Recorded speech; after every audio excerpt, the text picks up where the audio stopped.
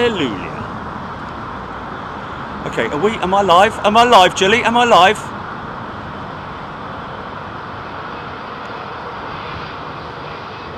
Okay, yeah, well, either or, yeah, even so. Yeah, no.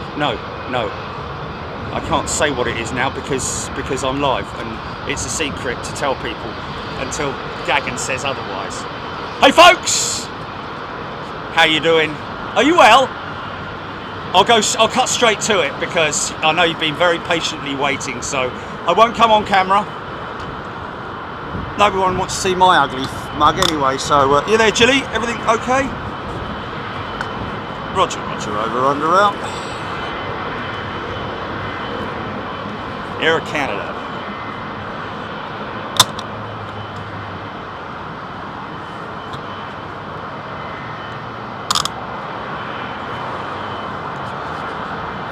Picture looks great. Do you know what? It might be, well, I wouldn't say miserable. Some parts over there, it's beautiful, isn't it? That beautiful sun. But I tell you what, this time of the day, the darkness falling already. Someone said the other day, didn't they, Jilly, on a tweet, I said, why is England so dark?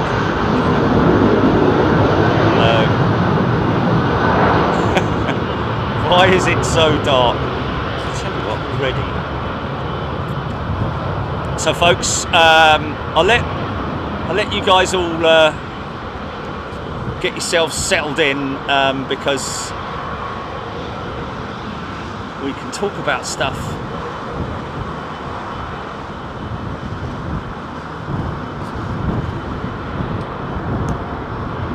But we love England, we love England.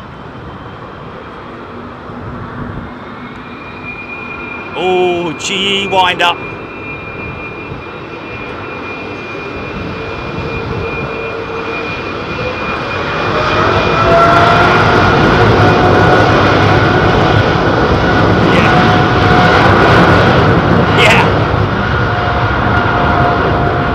That wind up was actually these GEs.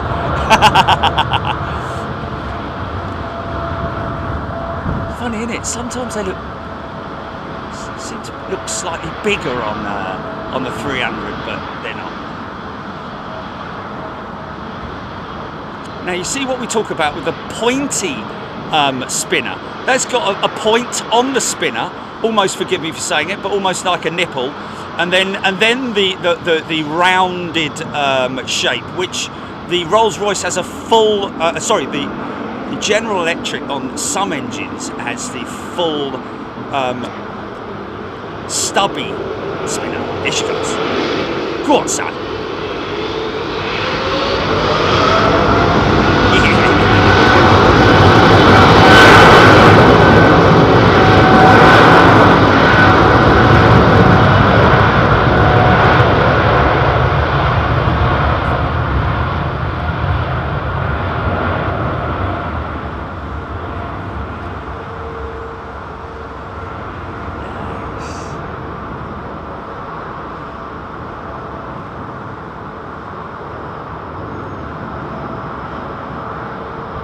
Like I say, thanks for your patience, folks. We're going to get some probably quite serious, even though it's, you would say overcast, wouldn't you? We're going to get some great departure shots as they go through those different phases of lighting there. Oh yeah.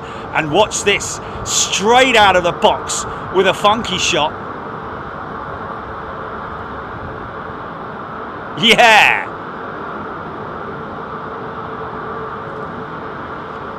777s, man, yeah.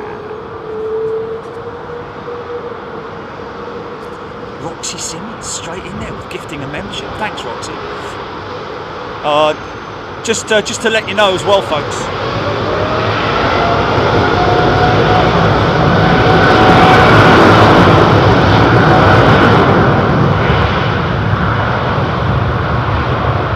Oh, that's interesting.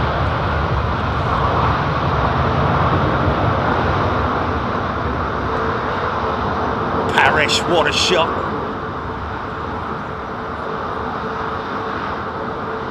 What's happened? What you done?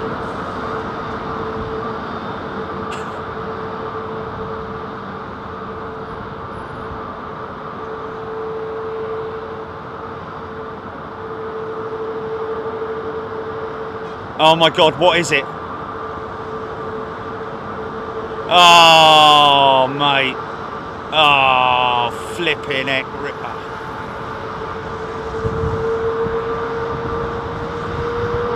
Oh, it's a tricky.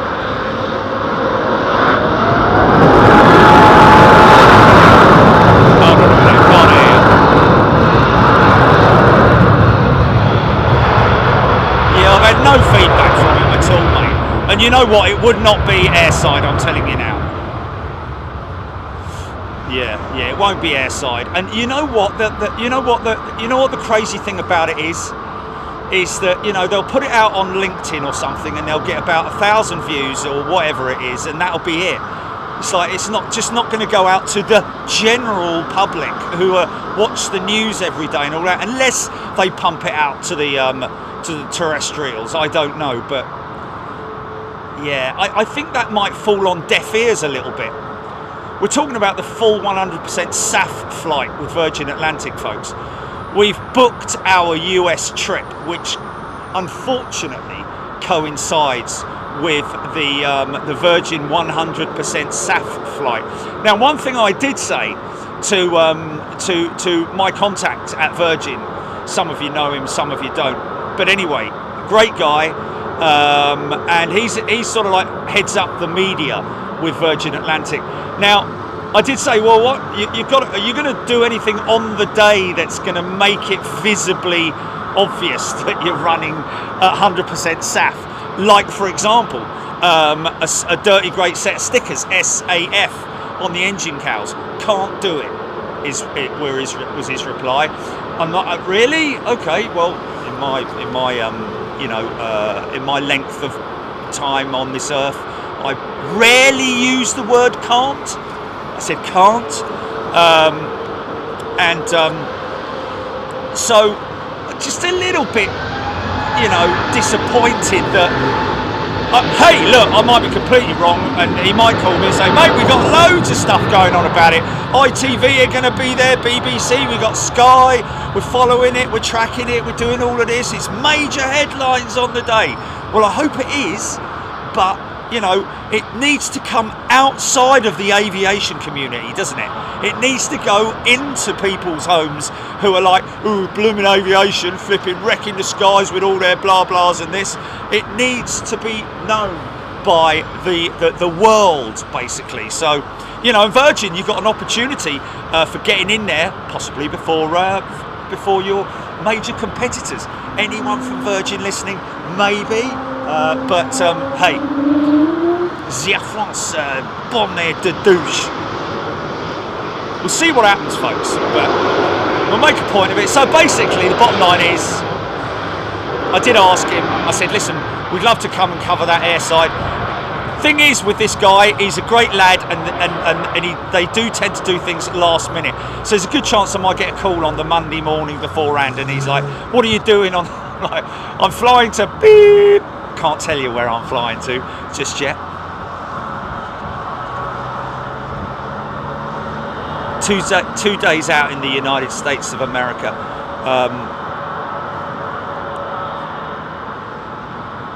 One of those days, and you'll understand it when sustainable aviation fuel, that is, by the way, folks. Sorry, I apologise. Yeah, as if everybody knows what SAF is. Sustainable aviation fuel. So at the moment, these airlines are running around about 5%, maybe even less than that, which is a blend of Jet 1A and sustainable aviation fuels. Obviously, many suppliers of Jet A of sustainable aviation fuel. It's a very, very rare commodity and very difficult to manufacture. Well, not difficult to manufacture, but it's just the raw materials that go into manufacturing it. So obviously, as you can appreciate, it's at a premium.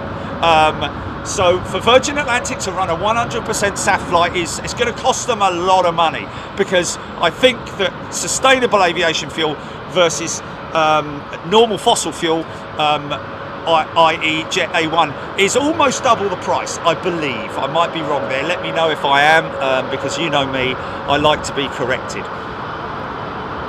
Let me just put my notifications down. My display and brightness, that's going auto lock to never. Come straight back on the comments. Here we go.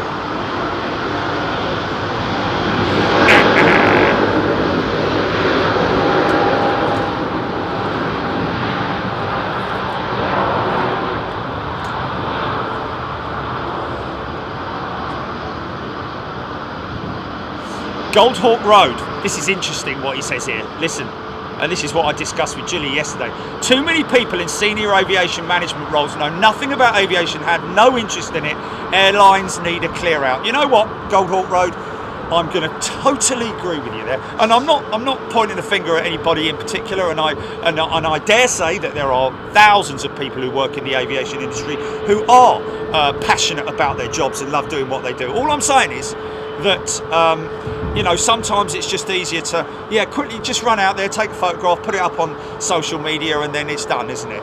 Well, I can tell you that 99% of the people that watch TV don't follow Virgin Atlantic on LinkedIn or on Twitter, and I don't know what other medium they're planning to put it out on. Maybe, like I said, I am completely wrong, and they're going to put it out to the masses. I can even speak to my friends at the BBC, see if they fancy doing a piece on the 6 News. But why should I reach out and do that? Flipping booking agent for Virgin Atlantic. Hello, sir. What seat were you asking for?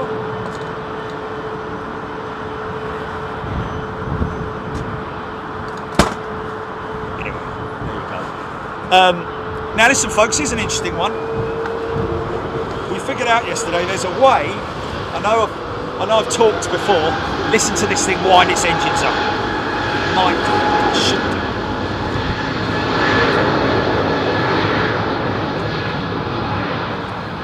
Not yet. You see what he's got there? Oh, we've got a runway inspection. That's why. Okay, so a little bit of time to talk. It's good to talk. So yeah. We obviously, as you can see, folks, on the top there, we've got Im's Part is a returning member. Welcome back, Keefy Weefy.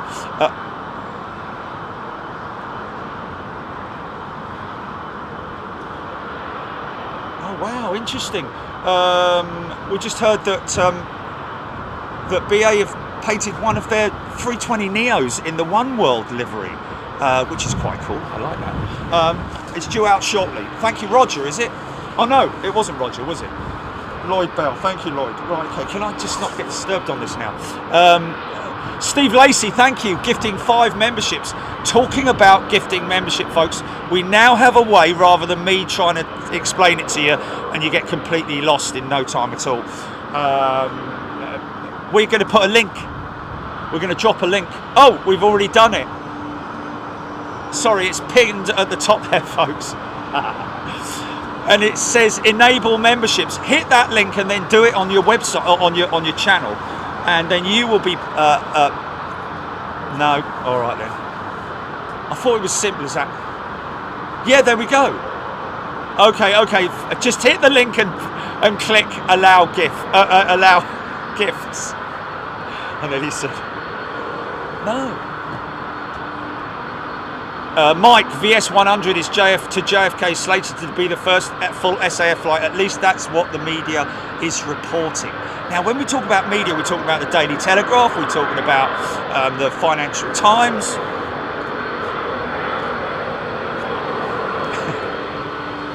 Or we're talking about Aviation, whatever, on Twitter, and channels that people just...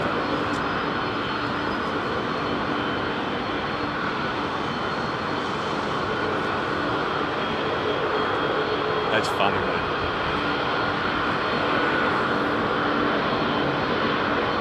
Do you know, I like a bit of controversy, and I hope that someone from Virgin does get on and say, mate, you were completely wrong.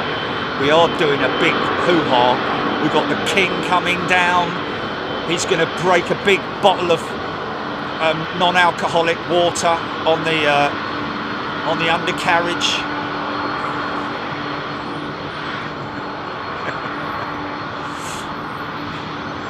Oh, look at that.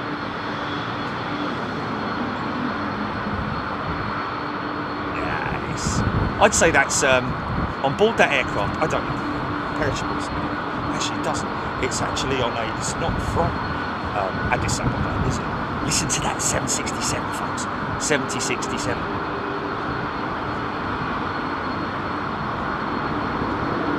See the big smile on his face, look. Vehicles have left the runway. You are clear for takeoff.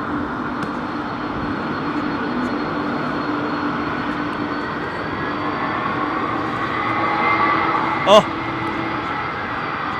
I know, I can see it. No one's got it right.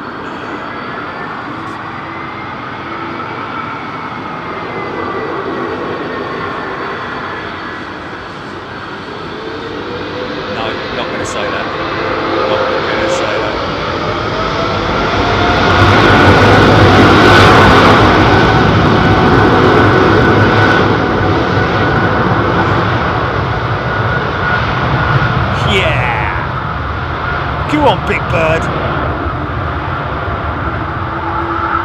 Listen to this 767 turning on here. Look. Let me just quickly grab him. 11-foot tall winglet on it. Look.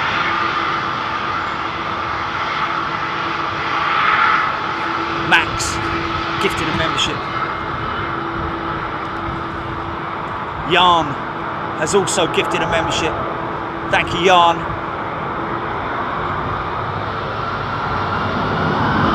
Ready, here we go.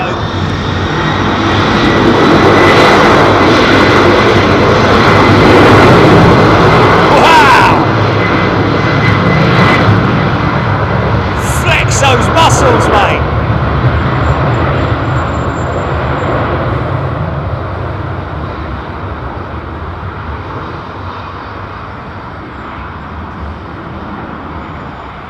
Stuart Watson's got it right, hasn't he? Oh, we're going to have a couple of weeks of this now, Gilly, aren't we? People guessing where we're going. No, I didn't. I said,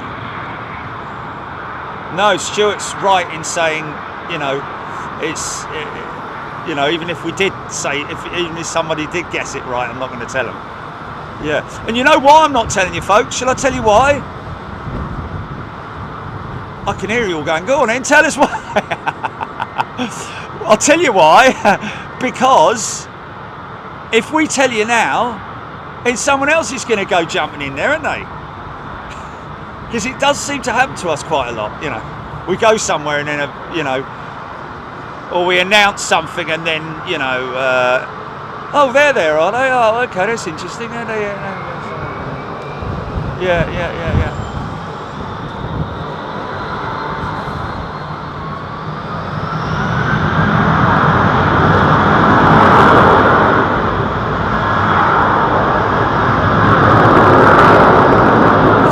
Might see a couple of, we're going to see arrivals, of course, folks. Jasmine Gunn has gifted a membership. Thank you, Jasmine. There's that lovely old beefy 767. I say beefy, man, because when these things fly, I've flown on a 767 a couple of times, the wing is just stiff and strong and, you know, all alloy. Proper quality old school jetliner. No, just don't answer anything, Jelly. Don't say whether it is or it isn't. Please. Let's not, because if you do answer. Yeah, okay. Alright.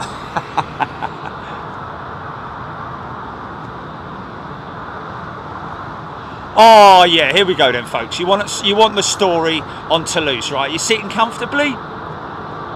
Perhaps want to get yourself a cup of coffee or something. You're all right. Just move that coffee mug to your left a little bit, would you? There you go. Thank you.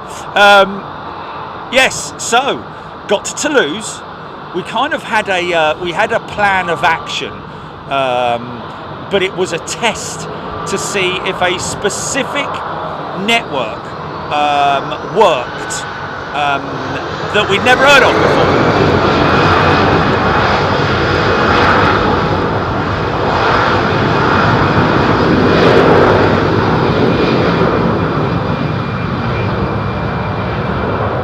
So they've got stores. There's a mall, the Petit Marronnier stall in Toulouse, very near to Blagnac, so very close proximity all the way around. Just let me step back a little bit, just to let you know that we had O2. We knew that the EE SIMs and that the Vodafone SIMs were inoperable in Toulouse. However, we also tried the 3 and the O2 SIMs prior to that, and they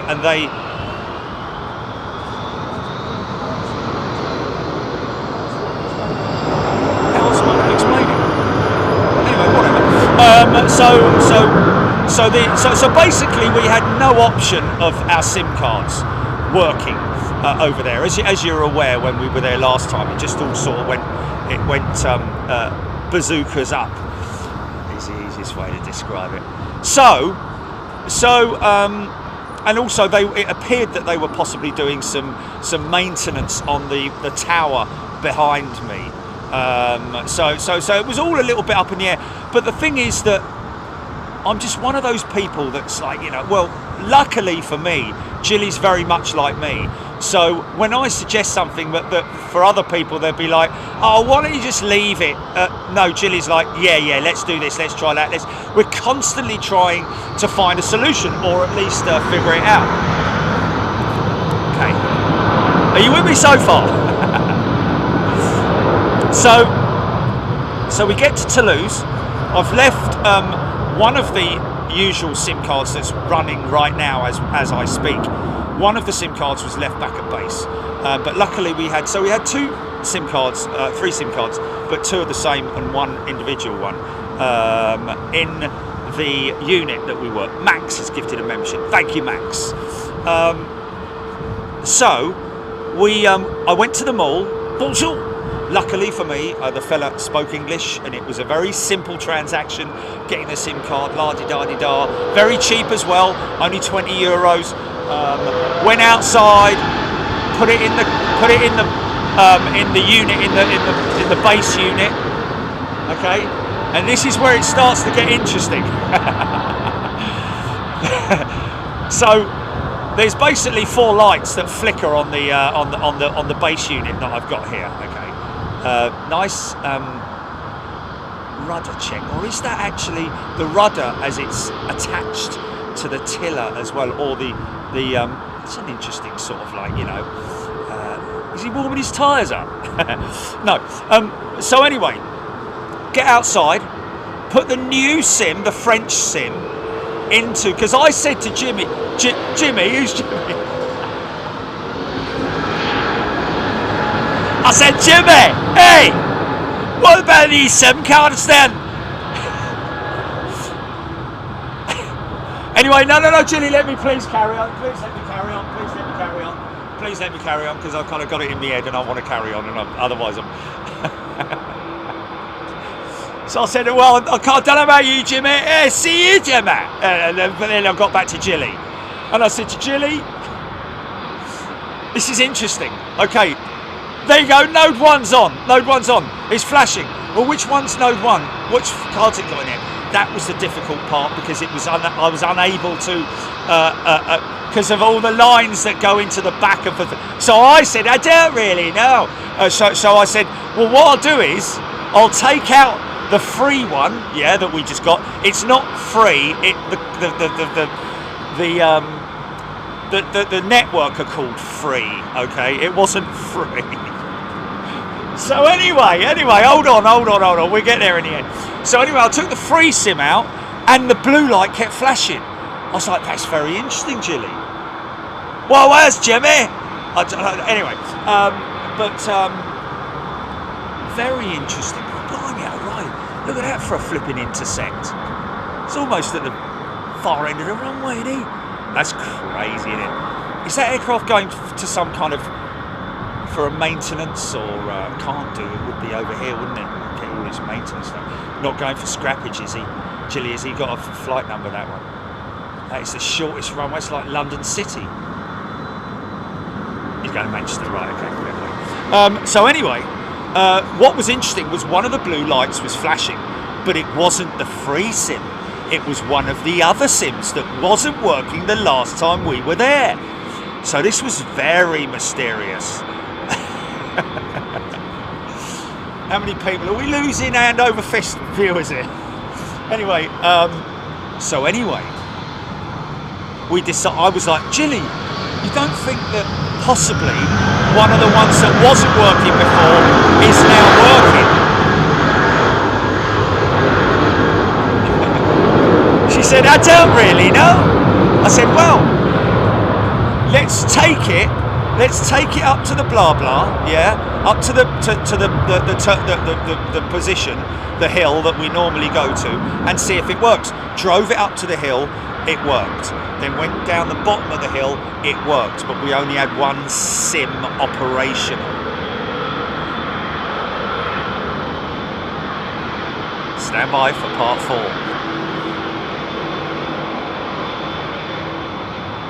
No, let me finish it, Jilly.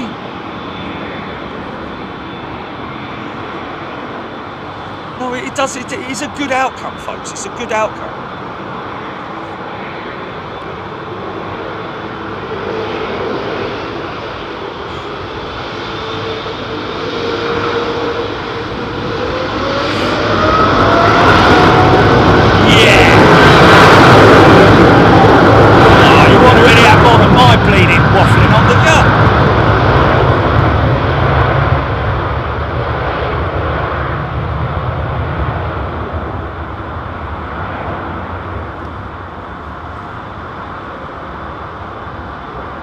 So anyway, we had one light flashing. That was not enough to bring a show to you guys. So the connectivity is what I'm talking about. We generally have to have at least 2, preferably 3 of the connections firing up. So we had one, but it was determined that it was one of the UK networks. So obviously, and not only that, but when you put the SIM card in, it's a bit like when you go overseas, you know, and your phone, instead of it saying EE on it, it says, like ours did before, it said SFR, because it redirects and connects to a network that they've already done a deal with. So it appears the most, and it was what's his face, wasn't it, Jilly, who told me the best Eurospot. Yeah, hold on a minute, let me just finish it, and then we can just add little bits on if you want to add little bits on, yeah? So anyway, he told me that the best network out there is Bourgeois or whatever it is. So we've gone down, I've gone back down to the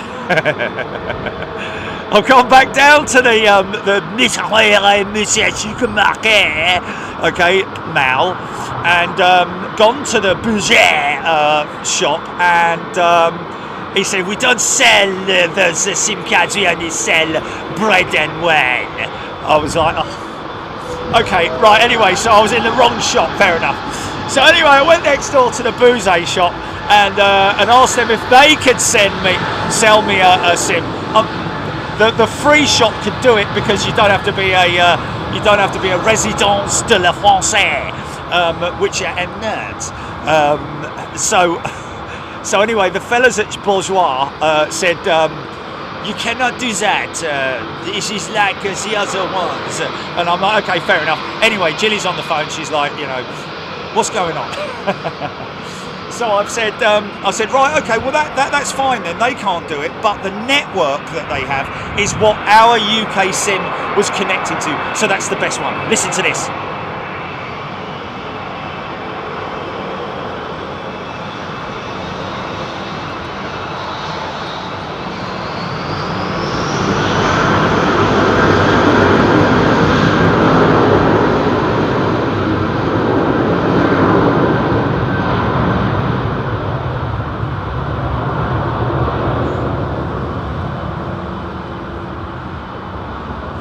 So yes, so there we go.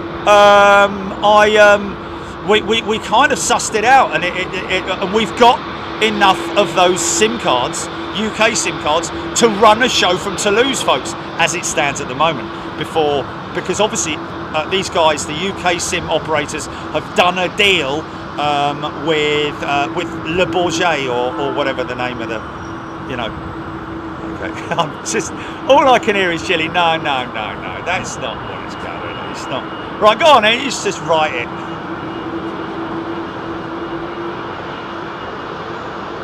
So we are going back, folks, again, and that will be the third time that we do this.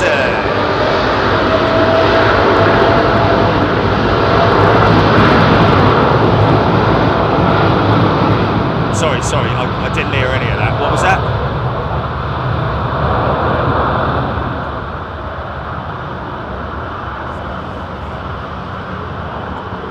SDF. There we go. Yeah. There's basically 3 networks, operational networks at Toulouse, folks. SDF, Orange, and both of those ones are no good. And Le Bourgeois is Bourgeois, whatever, is absolutely perfect. So they've obviously either erected a new mast or something off of the tower, but basically we have a very strong signal. So we're there, folks. We are going back to Toulouse.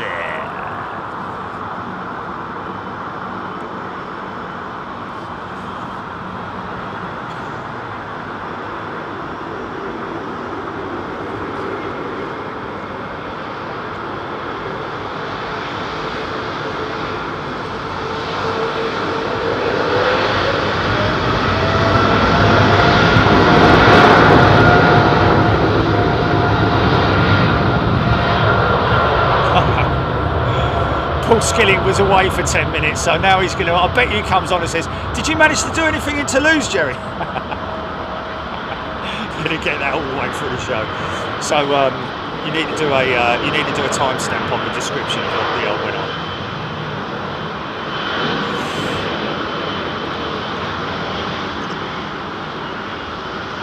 Sedana, yes it is, Bourget Telecom, that is the one.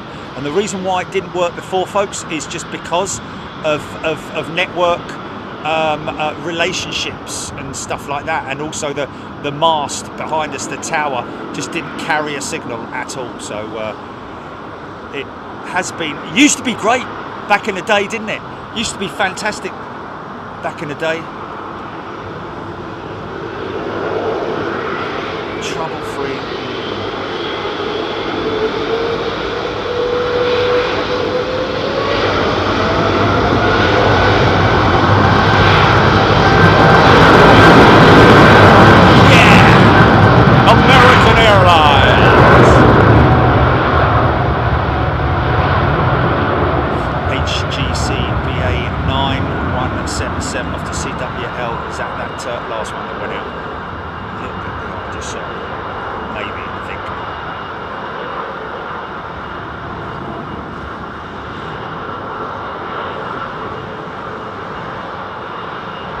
So yeah,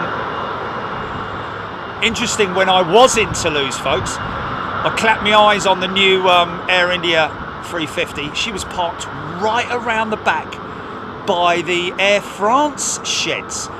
Interestingly enough, slap bang right parked up tight to an AWACS jet. Obviously French Air Force of some sort or something. What that was doing there, I've got no idea. Anyway, there's another one parked up down on the build line, further down the airfield where, you know, these sort of like semi-finished jets are. Interestingly enough, down at the far end of the airfield was the A380, which has now got a new home down there because the sheds up at the top where the 380 used to be assembled is now set aside for the A321s. So a little bit of change of furniture over there in Toulouse, and can't wait to bring it to you. Alex Hooper, is that Alex Hooper as a brand new member? Welcome, Alex. Sandy 350.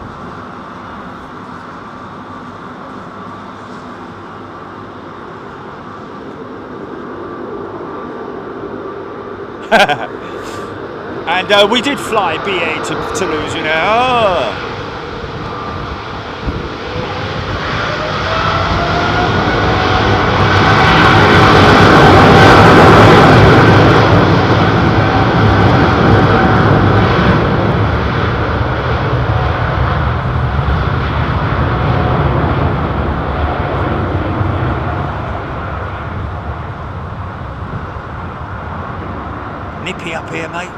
It's nippy up here.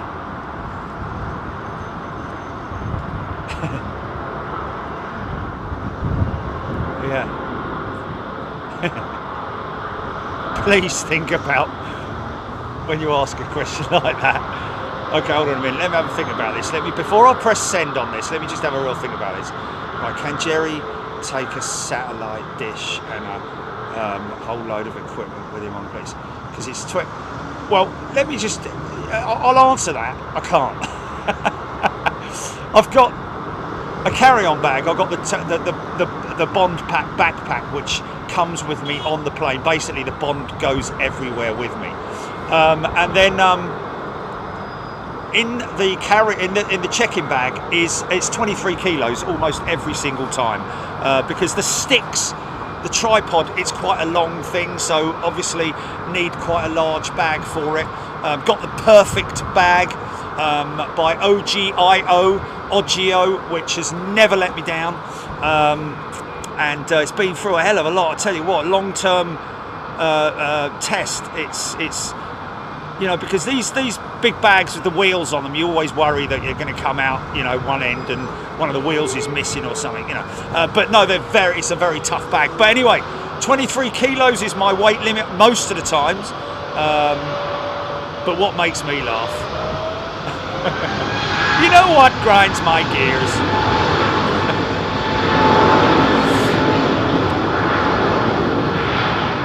Is when you get 2 bags. A 2-bag allowance. Well, I don't want 2 bags. I just want 1 bag. If it's a little bit over, they're like, "Oh, it's over. It's over. It's this bag's over." And I'm like, "Yeah, but I've got a 2-bag allowance." "Yeah, but you can't." You know. But I'm like, "Well, isn't it the same weight going in rather than having to put 2 bags in? You put 1 bag in and it weighs a little bit over 23 kilos. You know, if I've got an allowance for 2 bags of 23 kilos each, can't I just?" I've had that but discussion with check-in staff on a number of occasions. They let me off normally. Kevin Moore, that Ram looked gorgeous, seeing off this blue. Jorge Rab H, good day everybody. Paul Skilling, LL Retro in the background. LL Retro in the background. Let's just have a little look.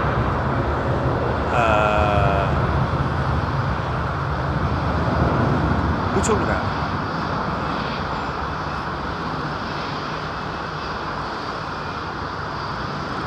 Oh my! Can't.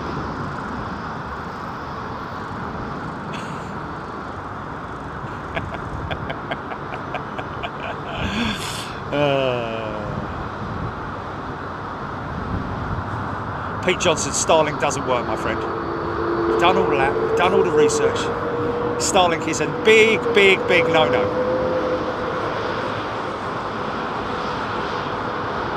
Very funny, Alex Hilton. What have you got to lose, Jimmy? What have we got to lose, eh? I like that. Gloria Garrison tuning in from Cincinnati.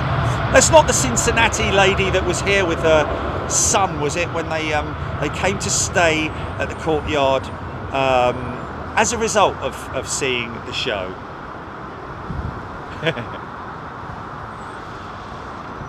Gareth Blair, favourite that Virgin 330. So you like an old school 330, do you, Gareth?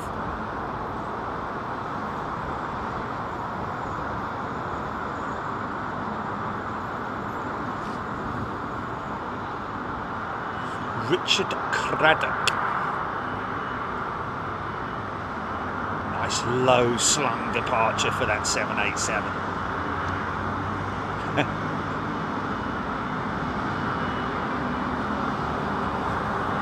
Helen Harrington, good afternoon. HGC Supersonic Concorde. Alan Metcalf, is he joking? Who's the camera operator today? Bruce, say hello, Bruce. Hello there! Where have you been, Bruce? Oh, just up the road, you know. You stop talking, I'm trying to film the plane. Abdul Abbas, good afternoon to you, sir. Here we go, big long spool up for these trends. Capo Chris.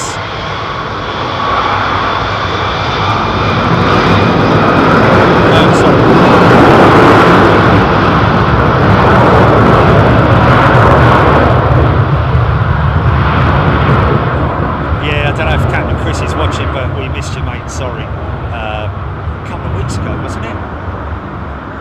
Now, did he say he was? Need to let us know if you're a pilot or anybody on an aircraft. You need to let us know. Give us. I would say give us a lot of notice. You can let us know on the day if you like, so that we can make sure that we try to, if we have to adjust our itinerary ever so slightly in order that we catch you, then you know, we will do so. We'll always try our best, obviously, to look after your requests.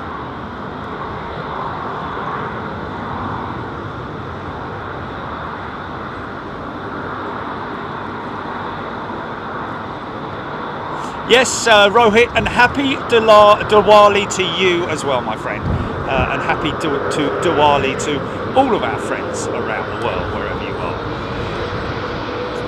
Go on, son.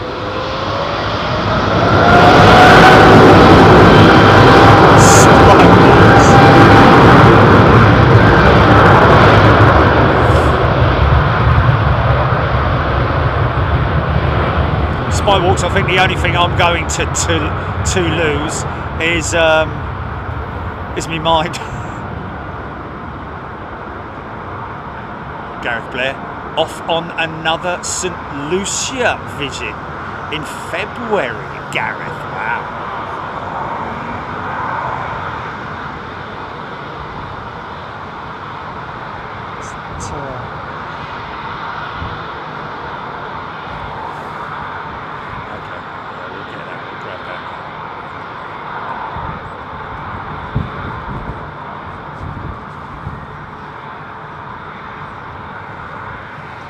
Yeah, you know what? It was funny. That was what I was going to say about an hour ago. Somebody on here said that it's amazing how many people work in the airline industry that don't even know about planes, not interested in aviation, don't care about blah blah blah. They're in the wrong job as far as I'm concerned. Unless, of course, they're in a department that doesn't really matter, like the accounts or something like that. You know, Marge in the accounts. You know, but then again, the accountant may very well be an avid aviation enthusiast. You never know. But all I'm saying is that I said to Jilly, because there's a new governor at Heathrow, isn't there? And I said, and I'm sure he's a lovely fella, but I said you know that show on that show, Secret Boss or something like that. Is it Secret Boss or Jilly? Secret, you know, when the boss dresses up, but not well, he doesn't dress up. He just No, where the governor goes down to the warehouse and he's put forward as he's put forward as an employee or something like that. This is John. He's starting today. Can you teach him how to work the forklift truck, please? I'm sure they've had some very funny ones there where the fellas just like, you know, because they'd have no clue that he's the governor, do they? Anyway, all I'm saying is that if I was the governor of somewhere like Heathrow, I would be out there every day. I'd be waking up in the morning, la la la la la. I'm happy to go to work. What am I going to do today? I can go airside. I can do anything. I'll go and clean the toilets. I could do anything. I've got full area access around Heathrow. So I put my face everywhere so that everyone knew who I was, you know. Again, it's all well and good putting a little LinkedIn post out or Twitter post that gets maybe, you know, 10,000 views or something like that, and 99% of those people are all from the aviation industry. It's better to have, like, you know, the world know, you know. Maybe instead of I wouldn't mind having cameras there and everything like that, you know, but anyway,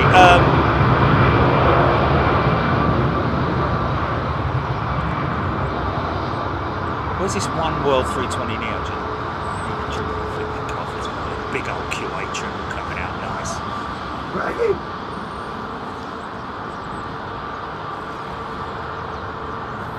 Richard Craddock Max.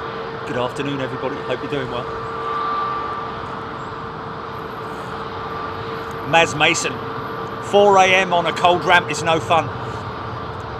Well, you know what? I'll be honest with you. I wouldn't have a problem with it. Oh, that is the LL Retro over there. Sorry. You know what? I thought it was a China jet. It is the LL Retro. Very nice. Like that. You know, I'm standing. Hello. I'm standing up here in pretty cold temperatures, folks. But I've got nice lined over trousers on. I've got a few layers on top as well. I've got the hooded claw. No, I got the hooded rain jacket, just in case. Obviously, I come very well prepared. Got a couple of pairs of gloves, not on at once. In fact, I've got 3 pairs of gloves on me. One that I'm wearing now, which are the Hurleys, which are sort of like quite, you know, they're warm enough, but up to a certain temperature, or down to a certain temperature, if you know what I mean. The other ones will obviously be used when the temperature drops. ATC Fall. Okay, welcome to first class, ATC Fall. In grey. Sandy, humpy, cold wind from the north. Yeah, it is. There's a chill in the air, man. Proper wind chill, I have to say. So that is a little sort of like kink left, kink right in the taxiway there. Yeah.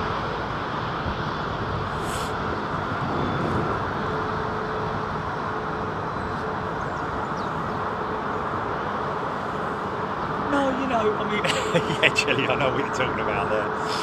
No, I know though. Like, what's that doing on your desk? What's that doing? Why don't you move that from that side of the desk to that side of the desk, because it would make it a lot easier. You don't have to reach up. What's that keyboard you got there? What's that keyboard all about? It's big and clumsy and clunky and lots of like, it's like an old keyboard from the 1970s, isn't it?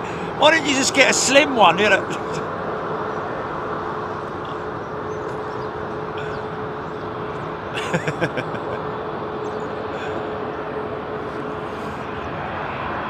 Now, I don't believe you want to be doing that in the workplace.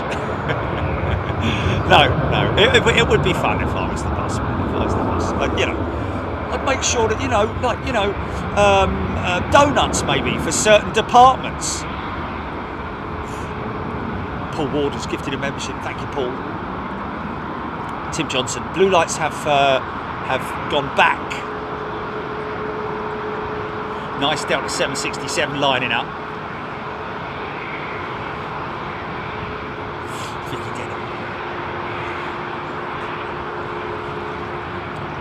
By the way, latest batch of stickers have been posted, ladies and gentlemen.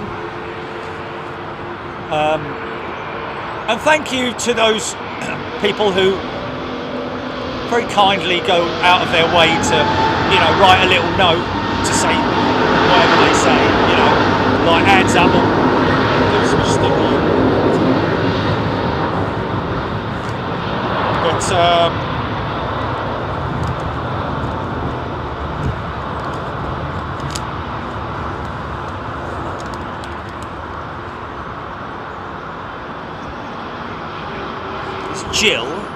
there's Jill, who I'm not sure if she's a member, but she wrote in for a free sticker. Wrote a lovely little note. Thank you, Jill. She says your knowledge. I'm like, blimey, okay. What do you want, 2 stickers or something? No bribing you.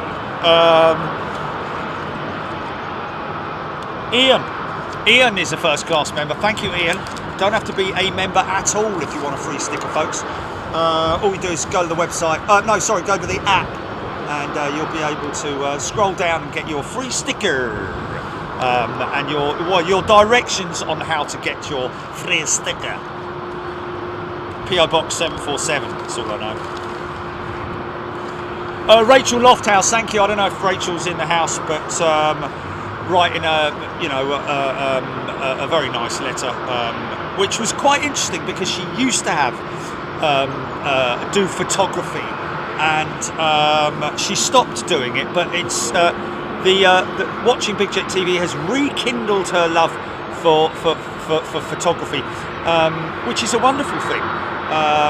Thank you so much for letting us know about that, Rachel.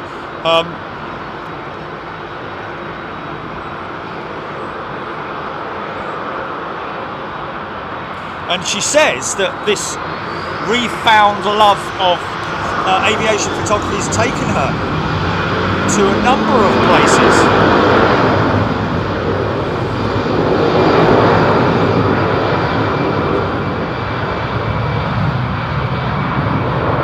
Taken her to a number of places which she would never have done because of got a bit of anxiety, which a lot of people have, and it's totally understandable. But now, through watching Big Jet TV and being with this wonderful family that we have, she also mentions all you guys and girls, what a fabulous bunch of people you are. Julia Kirkman has gifted a membership. Thank you, Julia. Did I mention Ian Baker gifting a membership? Thank you, Ian. Only need Finch on the end of your name. You've got a great golfer right there. Good day to you, my friend. Julian Sankey. 7:30. What's that? Oh, Jill. Hey. Oh.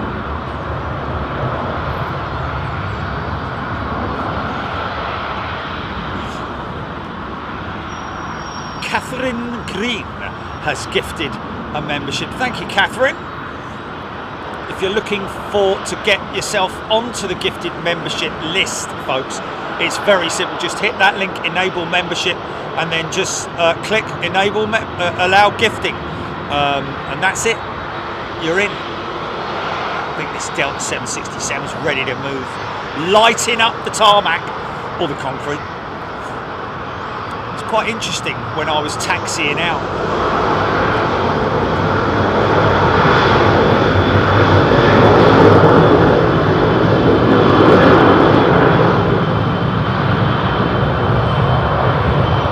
Sasha, give it a go.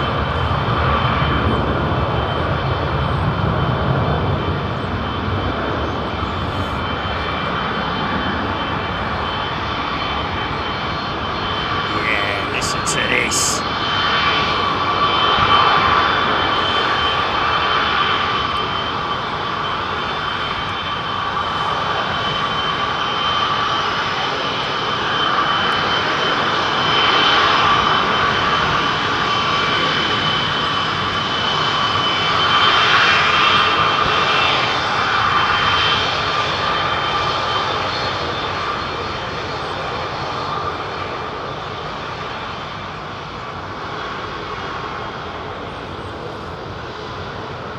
Line it up and fire it up. Oh, look, there it is. Oh, it's only it's a CEO. Interesting, I thought it was a Neo. It's a CEO. Xander Maritz is a new member. Welcome, Xander. So we're just waiting for this little intersect to go. That's newly painted, I believe. That shows that means that jet's going to be around for a little while. Well, is it newly painted, or has he just had the One World wording slapped on it?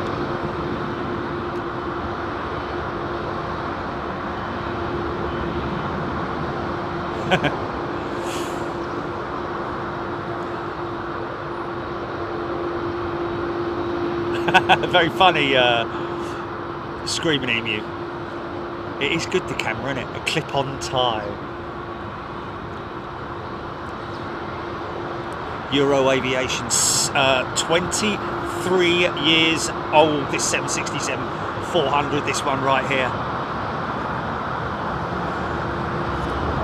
Crazy, isn't it? Digital Dave has gifted a membership. Thanks, Digital Dave. Sandy 350.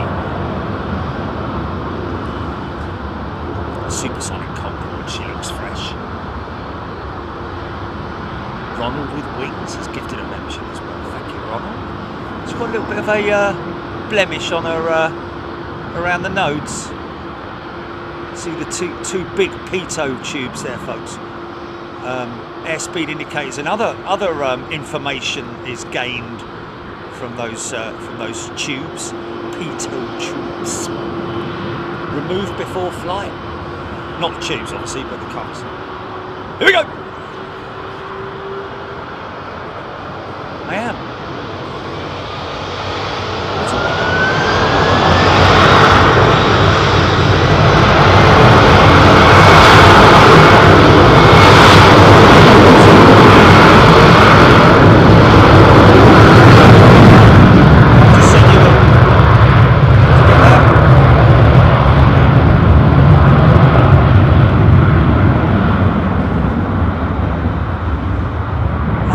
Okay, I've got you. I see what you mean. Yeah.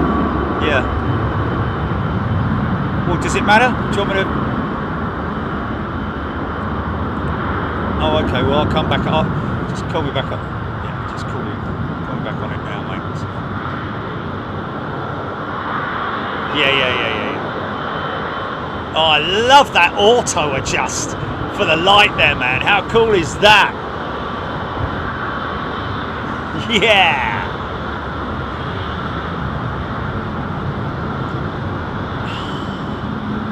Okay, got it.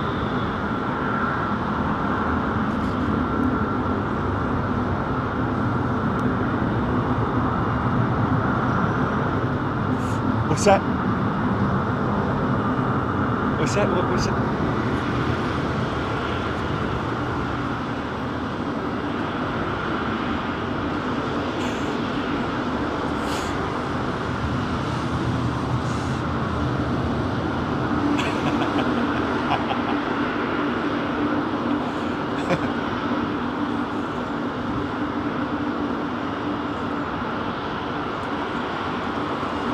Small plane, big words.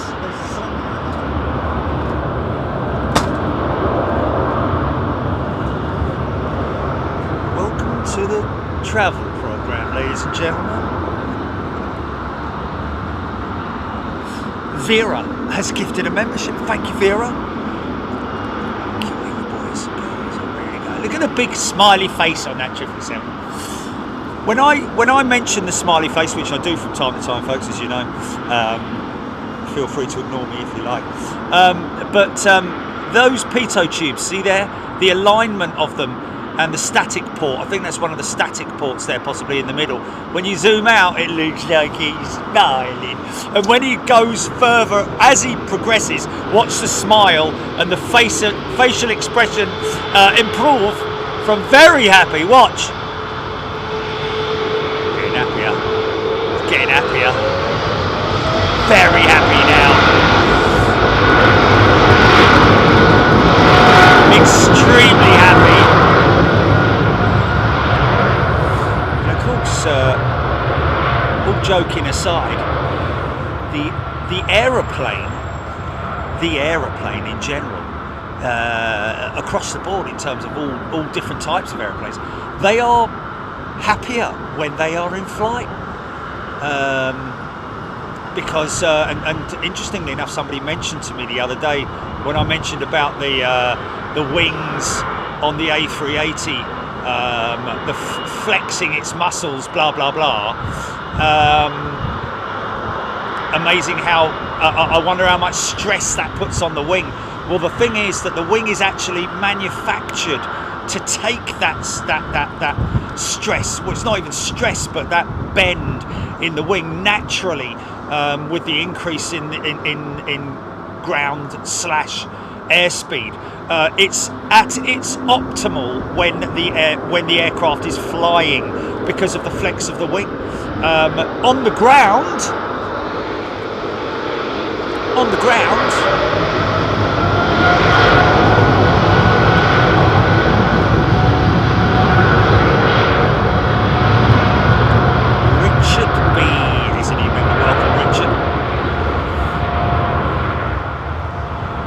So as you can appreciate, on the ground you'll see these wings start to flex upwards on the 777. Very noticeable on the 787. But watch as they rotate. You see the elevators with little tiny movement by the flying pilot, a little bit of tiny movement on the elevators, and there she goes. Now the wing will flex right there. Look at that. Isn't that fantastic? And that is, like I say, when the aircraft is happiest. rather than being on the ground and all the stresses on the wing when it's pumped full of fuel as well. Most of these aircraft don't have tip tanks, and I've talked about the A380 in the past having tip tanks, but I've looked at all the tanks on the fuel tanks, that is, on the A380, and they don't go right to the outboard section of the wing. They do go beyond the engine, and you know, and I think about 10 feet inboard of the wing tip, so to speak. But even so, with all that weight from the fuel, you just imagine one bucket of water is heavy enough. Imagine 100 tons of fuel that's distributed evenly throughout the aircraft, of course. Belly tank, wing tanks, and in the case of the A380, the horizontal stabilizer tanks as well, the aft tanks. Not that they are ever used, I don't think.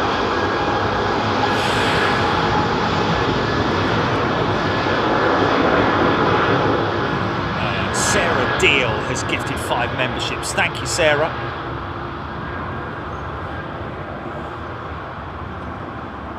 Screaming Emu tip tank is technically a big round thing on the end of the wing there, where the winglet is. Okay. I did, like I said, I did Google the images for fuel tanks on an A380, and there's a number of them, but I don't think there's any that go right to the outboard section of the wing, as far as I can see anyway. Beautiful. Oh, look at this, United 767-400. You know, I'm getting excited, folks, but, you know, you're probably wondering, why is it getting excited? Maybe not. Maybe you're getting excited, but United 767-400, it's quite a rare beast here at Heathrow. Normally the 767-300. Anyway, listen to these engines. Caleb and Josh, thank you. Welcome to first class. Great to see you here, Caleb. Lockheed Super Constellation Super G had magnificent tip tanks, EGPX. Yeah, one variant of it, I think, with the big sort of like canoes on the ends of the wings. Not all variants of the Constellation.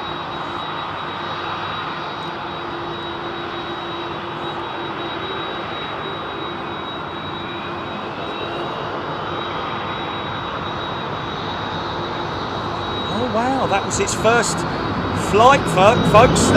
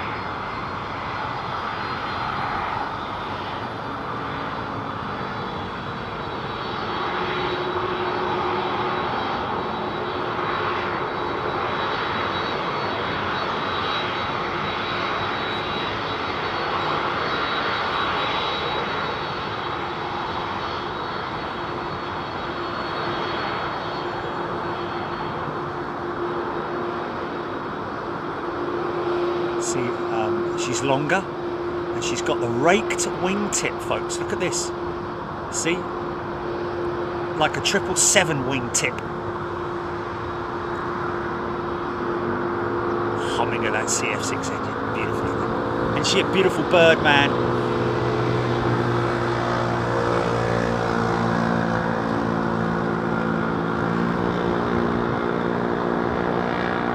ETA 321 Neo started at Heathrow from December. 321 Neo ETA. Roger Slater. Started Heathrow from December. ETA have already brought their Neo. 320. Oh, 321 Neo. Sorry, Roger. Yes. Wow, how cool is that? Congratulations, by the way, to Embraer. Now finally fully certified for steep approach into London City. 5-degree approach as opposed to about 3 degrees here at London Airport.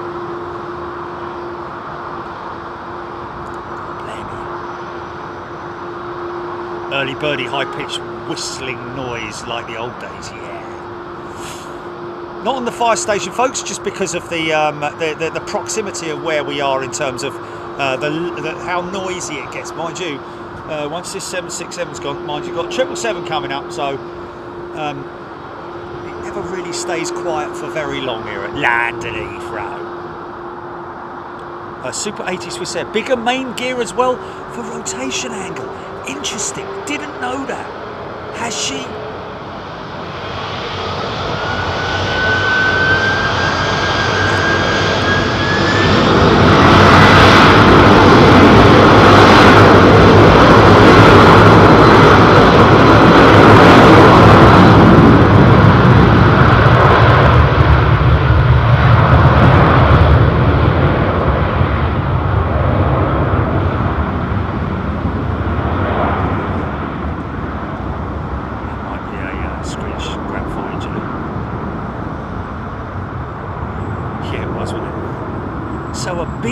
Slightly bigger main gear on the 764 as opposed to 763 for obviously because she's got a longer back end on her, isn't she?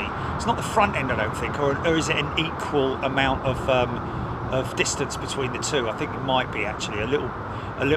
In fact, I think what it is the overwing segment of the fuselage has been extended, and the front and the back end segments have been bolted on.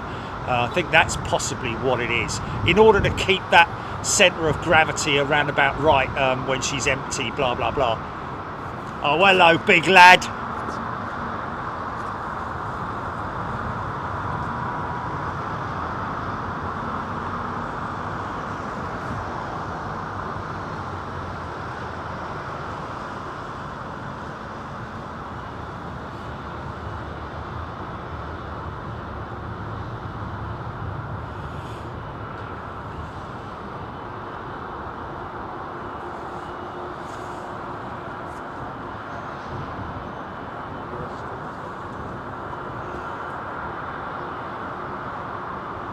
Ruby sunset takeoffs are so beautiful.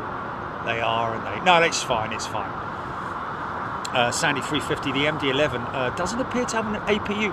I think you'll find it does, Sandy, but it's just located because of the number 2 engine, which is in the tail, because of all the paraphernalia that goes along with it. I think you'll find that the APU may be...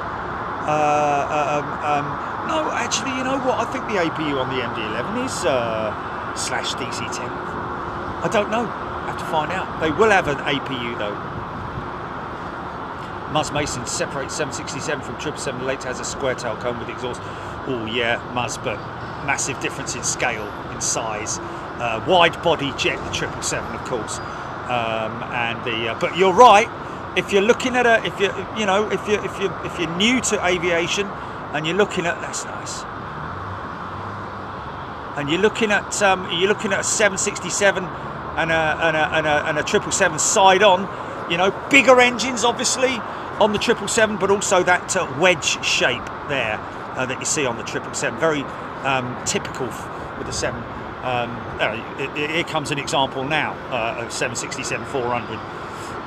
Has a big rake on it as well, doesn't it? Not like garden rake. It's just the pitch angle of the nose is slightly lower, or the back is slightly higher on the 767, which is quite interesting. Super 80 Swiss Air, yeah, slightly nose down angle, which is what you're looking at there. See the pitch of it? See how the front end is lower? And that's also the same on the A330 as well, which is why on the freighters, the pure freighters, not the converted ones, but on the pure freighter, they'll have a little extension box built out so that it lifts the front end of the A330 up to make it easier for when they're loading freight and cargo. It's sit right, sit right.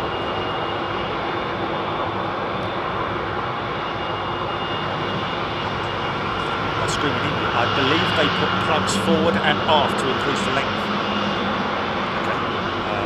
Let's talk about those sections. Would have made sense, wouldn't it, just to extend the wing box section in terms of the fuselage, but maybe not technically. That doesn't work. Nice selection of jets there, Gilly. Posh right there. That's nice, that's nice, I like that. Yeah. Oh, sorry, Mr. BA, we love you.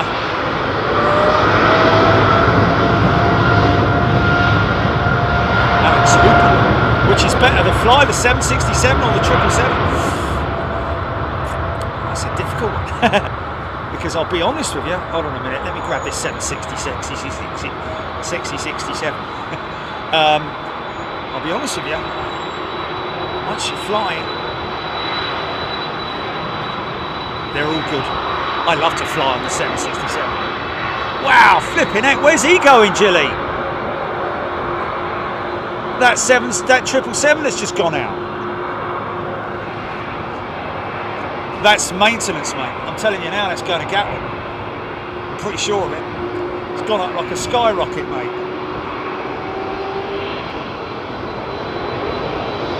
Darren Nichols there confirming it.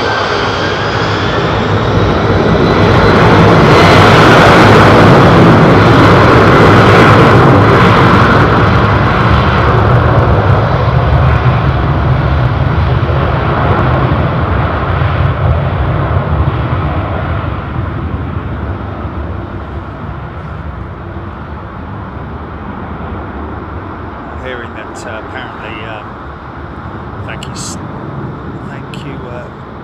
Stephen. Apparently the MD11 location, APU location, is visible in a different area than normal. Like I said, just because of all the exhaust. I think, oh no, actually on the MD11, it's only on the TriStar that had the sort of like exhaust outlet, wasn't it? On the MD11 straight out the back of it, isn't it?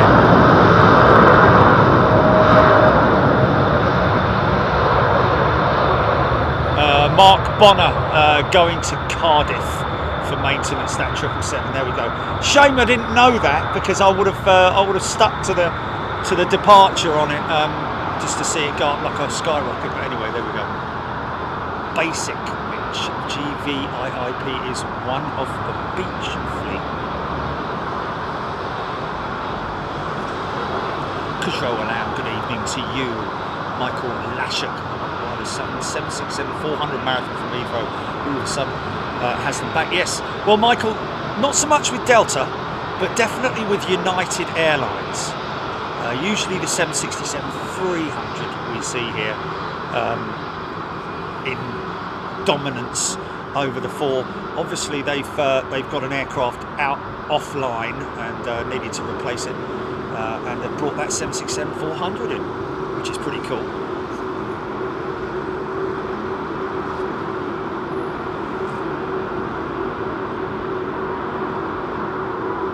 Oh, Daryl, sorry. Keep saying Daryl. Sorry, mate. Daryl. Won't forget that in a hurry now, will I? Rage quit. John O'Godley. Good afternoon. Jess Humphries. H. Diesel 13 Saudia 777 on radar. BPLLB airlines use 8000 to 9 and 9000 series flight numbers for repositioned maintenance charter flights. Oh, there we go. That's a good little bit of knowledge. Thank you, BBLLB. Hope you're well, my friend.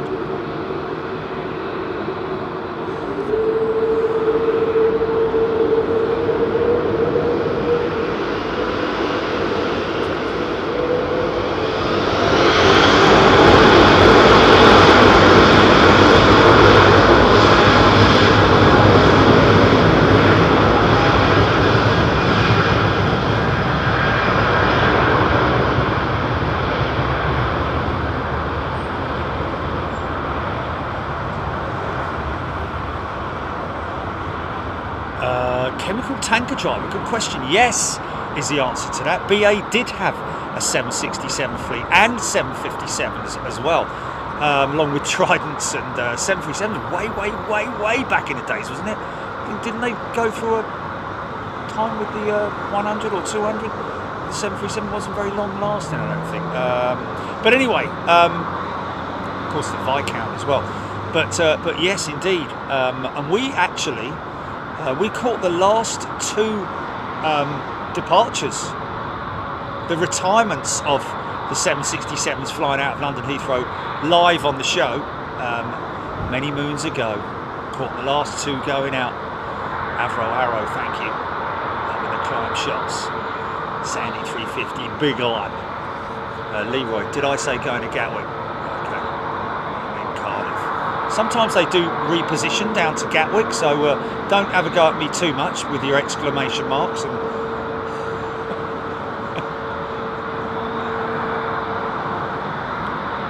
oh, it's going to Gatwick, is it? I thought it was going to Cardiff. Oh, okay, so it is going to... Oh, it is going to Gatwick then. Oh no, Leroy's saying no, it's going to Gatwick. Okay, sorry. Somebody said Cardiff, so... Okay.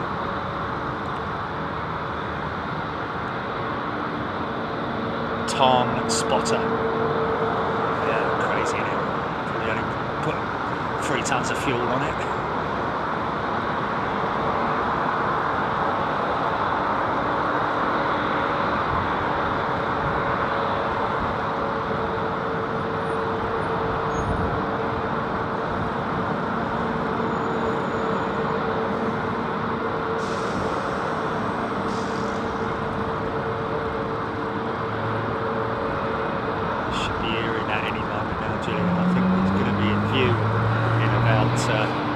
That's a nice retro jet, isn't it? Right, I'm this early going to go straight into the... So yeah, folks, the United States of America, the next trip is locked down.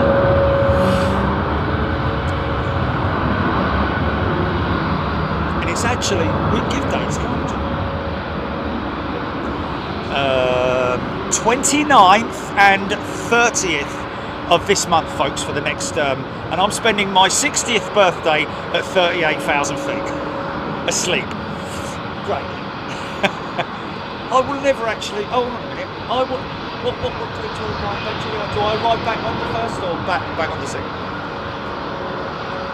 Okay, so I won't actually see my birthday then, is what you're saying. Not that I care. It's just another bleeding.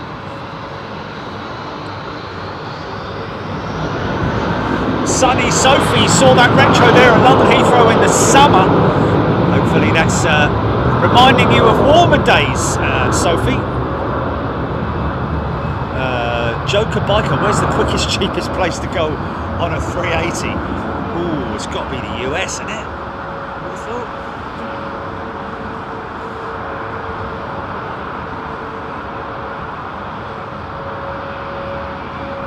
Yeah. Oh, okay.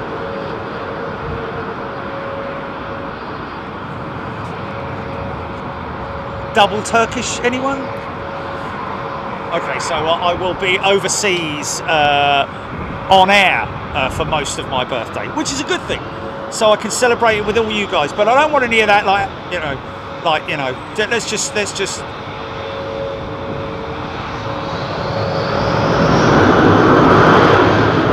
Dale.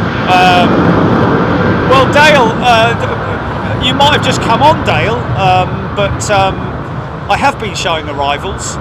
Obviously, we are mainly concentrating because of our proximity, our position here.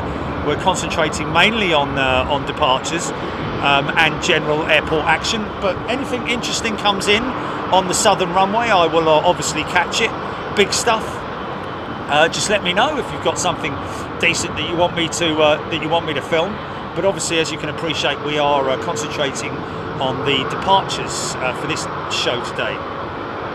Philip Lowry will let you know literally a couple of days before we're going to do that, Julia, or we're just going to go complete mystery tour on the US.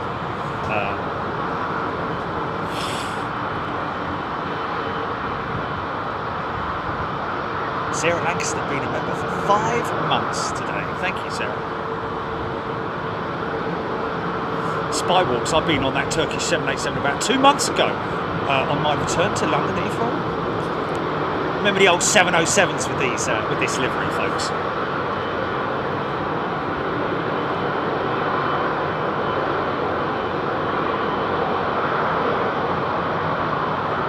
Oh, Chris Robinson, you can go to a Joe Bogan on a 380. He's right. There you go. There's your answer. See, you guys are brilliant.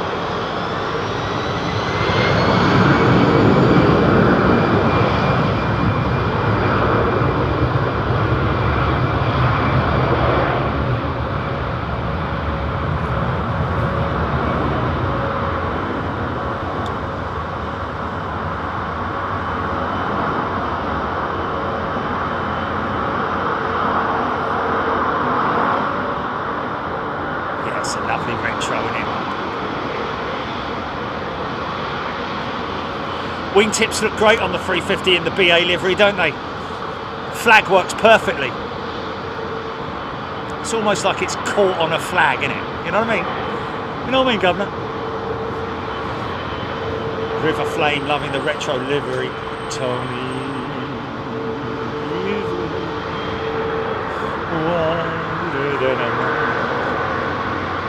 Ian Hanna kept tanker driver with Mondees 2 years ago.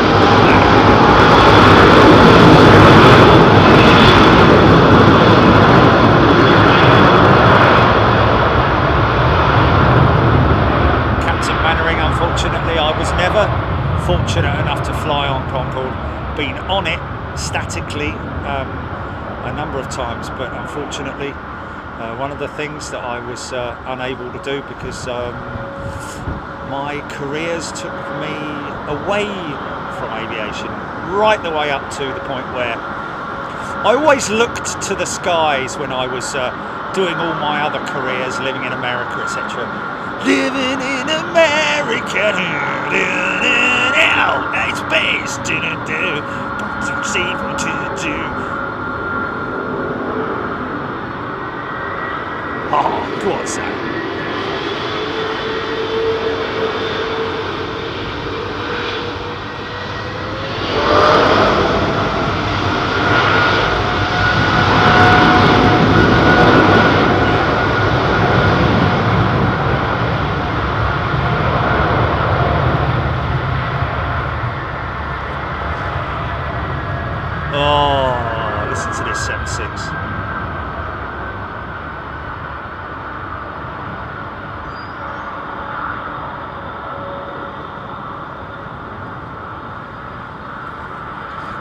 These United 767s being worked on. They have a maintenance shed here, hangar, some people like to call it. I like calling it a shed.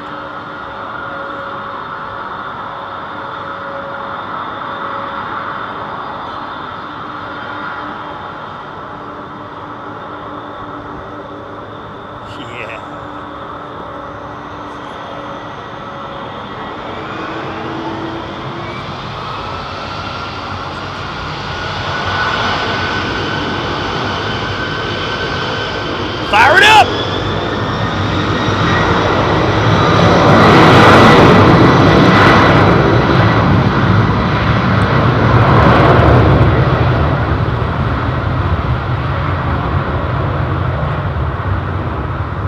Great gesture, Bob. Thank you so much. Bob Chalvoy gifting 10 memberships. Well, now you see these gloves are on the limit now. We're going to have to revert to the woolly gloves now. Ian Morrison, thank you, Ian. NZ Sniper. New Zealand Sniper. Crimes. Stuart Ross, BA, did fly the 737. Thank you, Stuart. Thought I was right.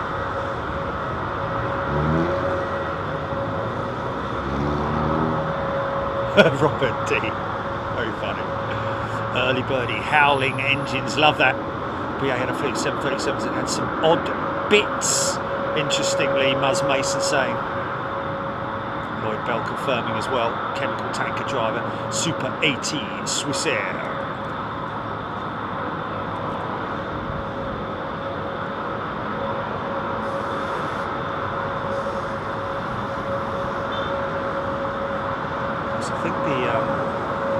think the 737, believe it or not, I mean, it's crazy to think, because the 707 was a 4-engine jet, and the 737 obviously not.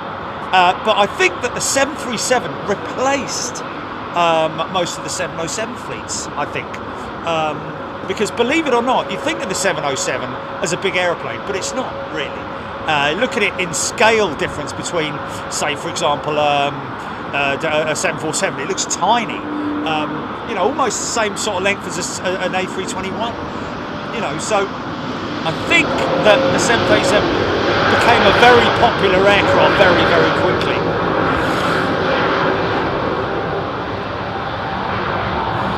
TCC reading that Rolls-Royce makes turbine engines for military ships.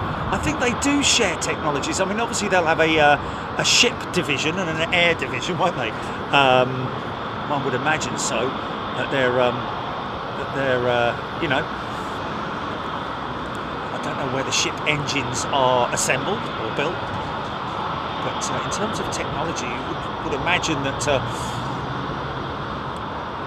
air and sea departments would be kind of in the same sort of vicinity. Paul Rock Probert, good afternoon to you, Paul. Martin Smith, Brian H. Is the Trident and BA-111 the same engine? Martin Smith, no. Trident was a tri-engine. BAC-111 was a twin engine.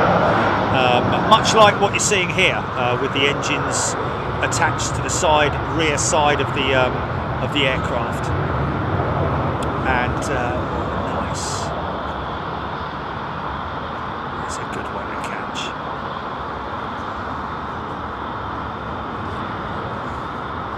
EGPXBA had a big fleet of 737s. 200s were ordered to replace the Tridents. There we go. Then they got a big fleet of 400s prior to going over to AIRBUS. Also had a few 500s and 300s from merged airlines. Okay, interesting. Ryan, unfortunately not. I refer you to the front end of the show when I was discussing the SAF flight with Virgin Atlantic. You know, just carrying on with that ever so slightly, the problem that I foresee with that is that it won't be visually exciting in terms of there's no branding on the aircraft to say it's 100% sustainable aviation fuel. I believe it's a passenger flight as well. It needs to be for all of that to work. So you know, it will just be a normal. I believe they're doing it on the Dreamliner. It will just be a normal departure for Virgin Atlantic. I don't think there's going to be anything sort of like, you know, a big hoo-ha, you know, in terms of special sort of like liveries or stickers on the aircraft.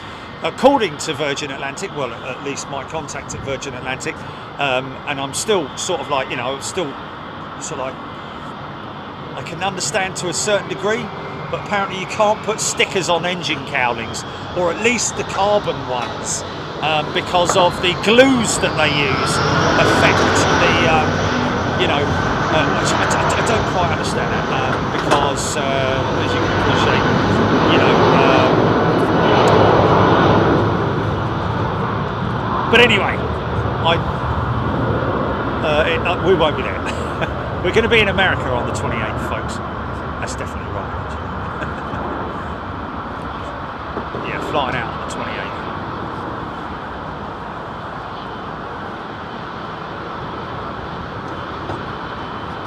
Thank you, bits and pieces. Martin Smith, you're absolutely right. Sustainable aviation fuel. I think they were talking about running 10% by 2050. It's crazy, isn't it? 10% SAF.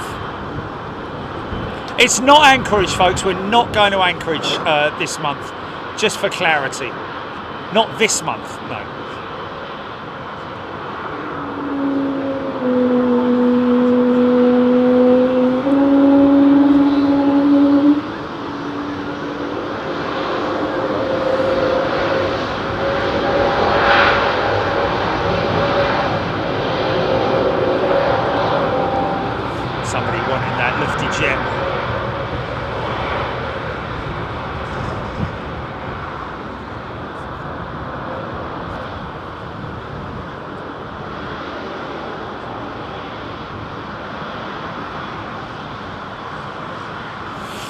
Okay.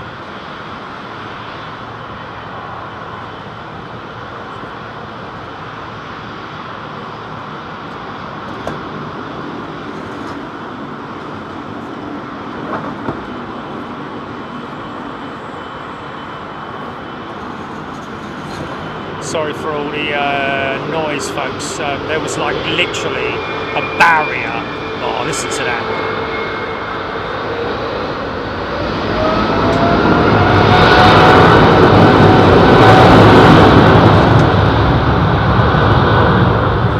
Thank you, Simon. Simon L has gifted 5 memberships. That's very kind of you. Thank you so much. Thanks to everybody for their generosity. Going round and round about this lot, aren't they?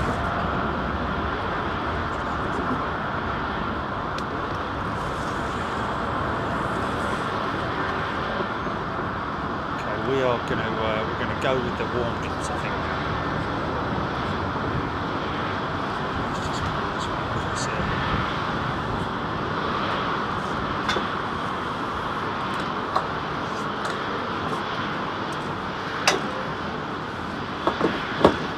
Some squashed soaring bars. Oh, listen to that.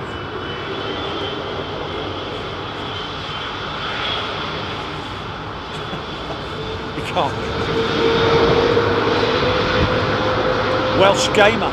It is a lovely evening, Welsh Gamer.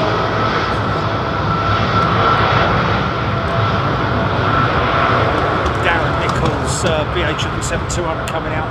The Festival of Creativity. Delta 330 Neo.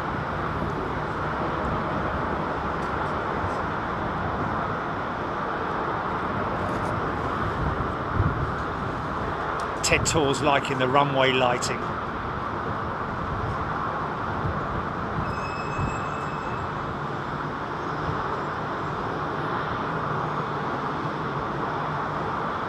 There's a lot of aircraft that have branding on their engine cowls.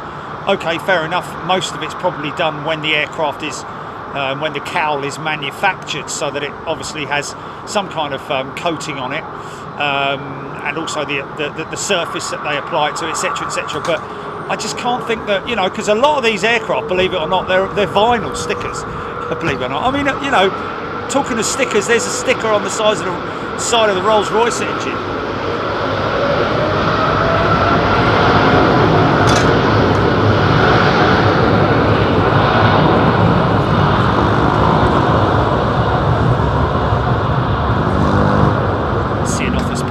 Time of the evening. It is great, isn't it? It's just this little golden hour of sort of like last little bit of daylight.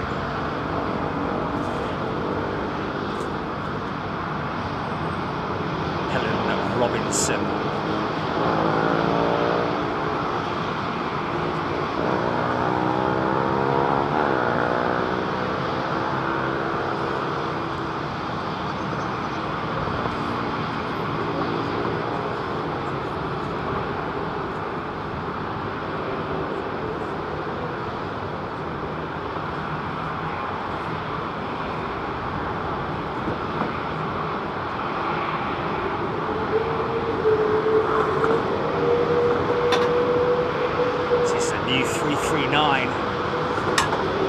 A330 Neo.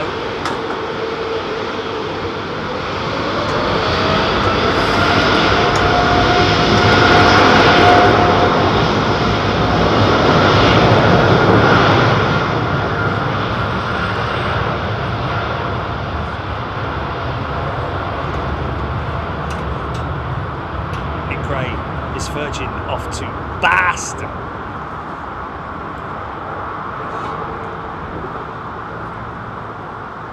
Yeah, I know what you guys are saying in terms of like a lot of air operators, and we've discussed that. I've mentioned about the fact that, you know, many operators have branding of some description on the engine cowls, even if it's just the engine manufacturer, Rolls-Royce, General Electric, Pratt & Whitney, etc. To be honest with you, I do like all the logos, but Pratt & Whitney one is just special, in it. On some of the old 767s you see them. Yeah. it's something that's generally done at you know, at the it has to be done under special conditions. Now, when an aircraft or an airline has a temporary livery plastered on their jets, it's generally done. It's not airbrushed like it is, you know, in factory conditions when the aircraft is having its first livery, its original livery applied. But it's like this one here. Look at this. Now that, folks, is a vinyl sticker. I haven't seen that one before, Gilly. What's that all about? Is that a driver, a race driver in a car or something? Have we? Oh, okay. Well, I haven't seen it on the ground. I've only seen it coming over the top of me at 2 Qatar jets coming in. Freighter and a Pax jet. Oh, okay. Oh, there we go. Yeah. But I've never seen it this close before. Yeah, okay. Spywalks, Emirates 777-300 arriving in 10 minutes. Spywalks, and anybody else who's got something to tell me, then tell me, like, literally seconds when it's literally on finals, or not even on finals when it's she's all lit up. Look at this beautiful Delta 330 Neo looking grand.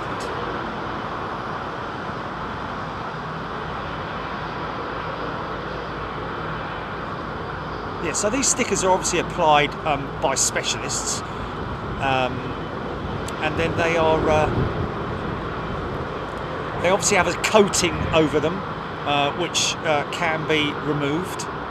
You know, like that one that you see in the distance there. That is a vinyl application.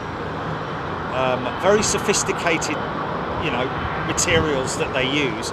So, you know, it's possible. I don't quite know if that was just a fob, just to say it can't be done, when, you know, it maybe can.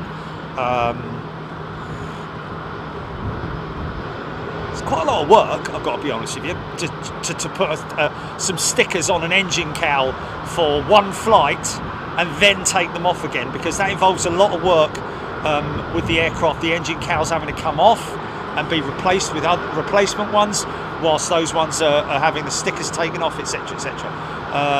Unless they pre-arrange it, make sure that it's one segment of the cowl. Obviously, you know, maybe the easiest one to replace, which would be the aft cowl, but then again, I don't know, even, you know, probably actually the core cowls.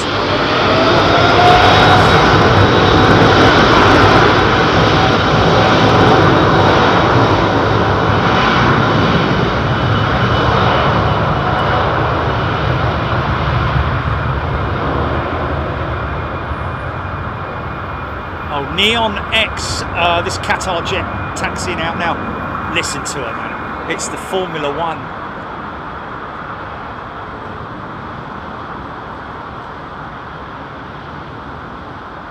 It's a bit of an odd, I've got to be honest with you, and I don't like moaning, well I do, but it's a bit of an odd livery, that.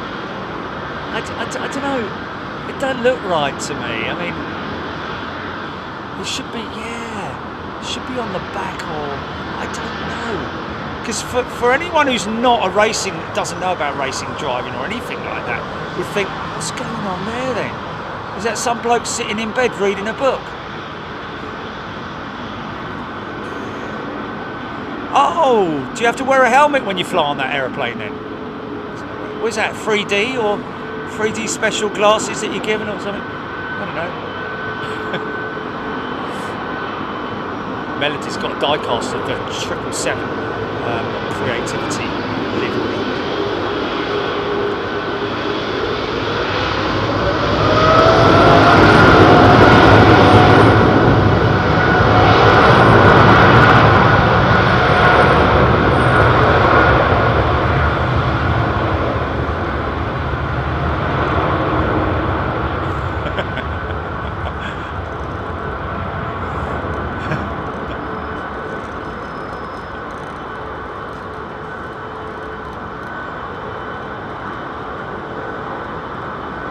Free book, but you have to bring your own helmet. full library of books. I want to bring my iPad. No, you learn your book. Sorry. Can I? Don't know. Wear a helmet. Yeah, put a helmet on. Yeah, but just at least like put the Formula 1 on there or something, F1 or something. Jerry just rearranged the entire aviation industry. There you go. I don't know, some people just do. Yeah, that's good enough. Yeah, stick that on there. Anyway, what's next? Donuts?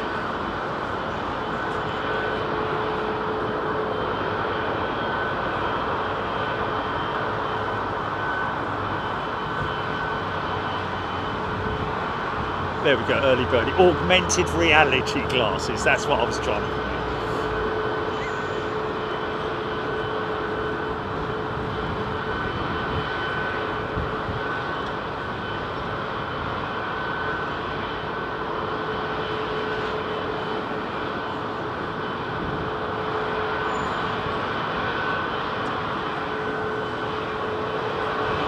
So I've got two very flat saurine bars. Still tastes the same. It's a bit flat, mate. Yeah, it still tastes the same. Yeah, but it's a bit flat.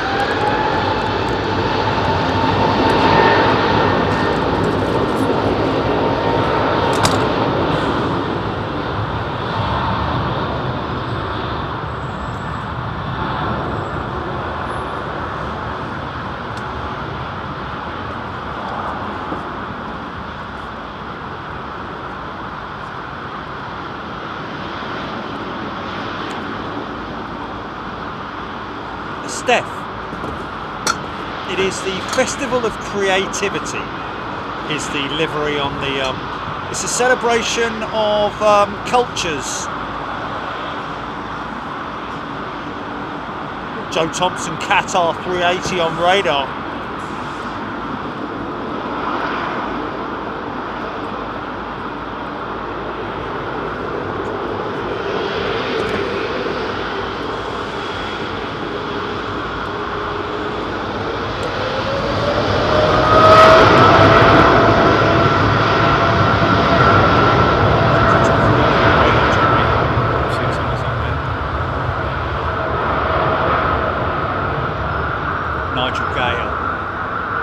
Noticing the lights being, wow, that's up early. It's a freighter though, isn't it? Noticing the lights, the entry point and taxiway lights being turned on and offed.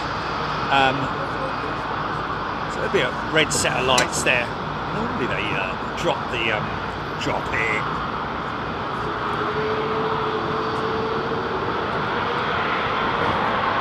Moving up the line.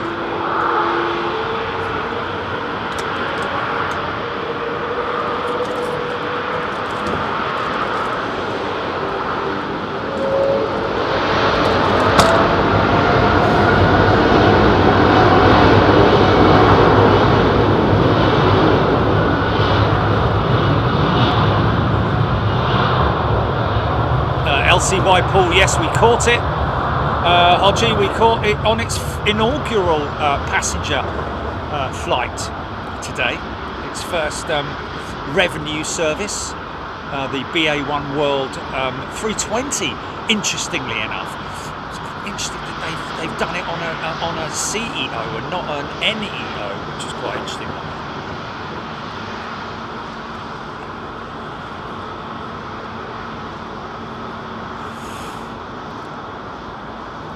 Mel Lascelles engine thrust in the sun, yeah, in the sky.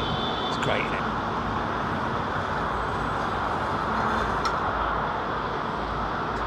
Anti-collisions firing up there, man. Look at that.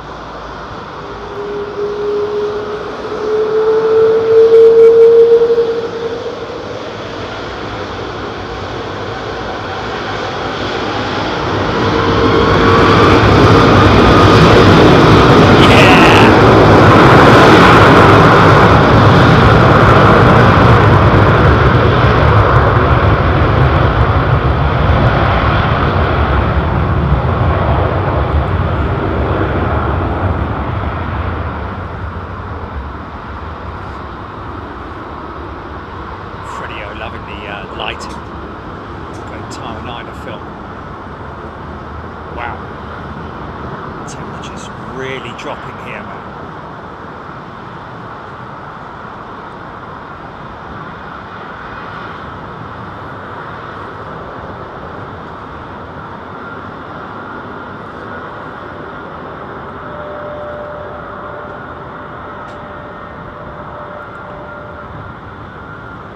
Beautiful, man.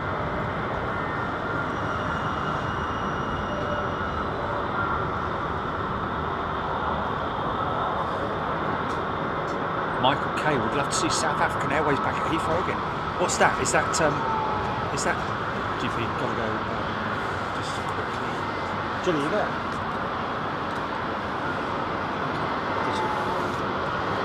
Folks, I'll be back in 2 seconds. Just got to use the loo. Very sorry. Flipping coffee went straight.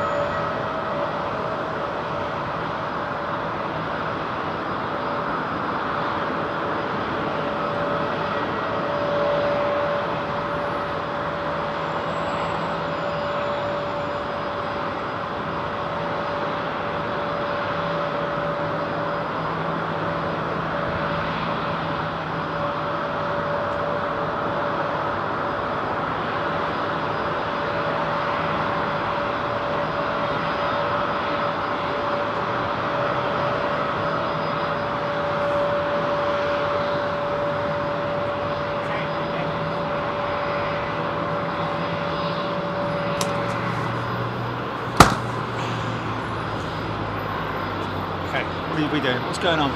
Who did that? Ian Morrison loving Heathrow.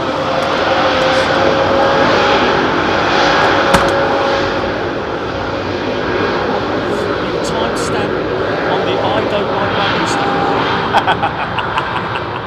London. Good luck with that. Well, there's people who do timestamps at the end of the show, folks.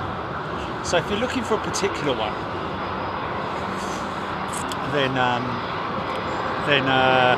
check back on the show. And you know what is also great, folks, and probably a lot of you know as well, but what's quite funny is if you want to watch the show back and you're looking for a particular part, what is quite funny, intersection with the Dreamliner, I think, what is quite funny is watching it back on double speed.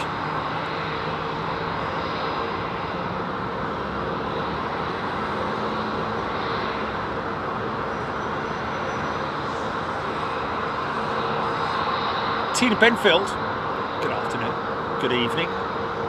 People welcome to new members and non-members I've missed. That's very nice of you, Tina, thank you. Turn and burn. Tell you what.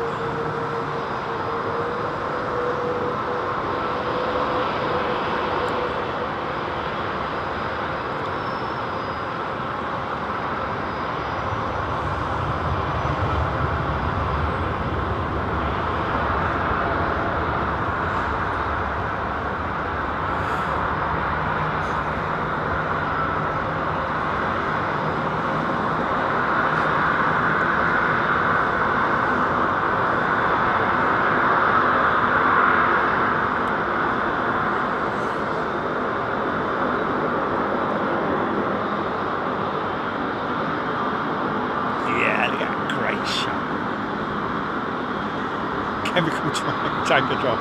A rant at 2 speed is funny. Yeah, but also if you're watching on your device, you know, on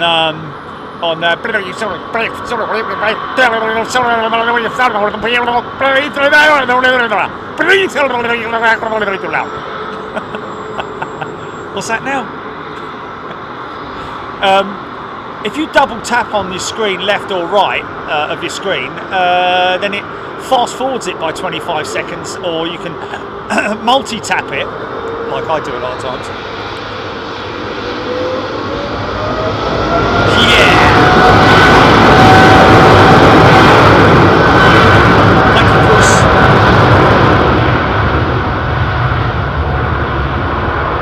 It's 1990, 20-hour shift. Wow. Good for you, mate. Sit back and relax.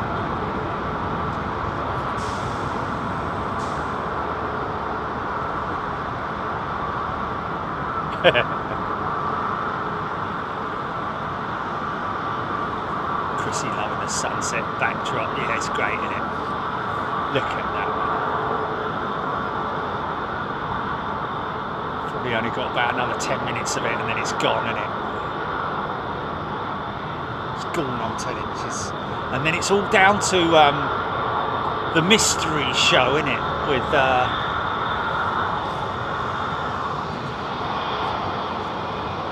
With just the tail lights identifying the aircraft and airline, etc. We believe we have Qatar 380 making its way out. Is that right?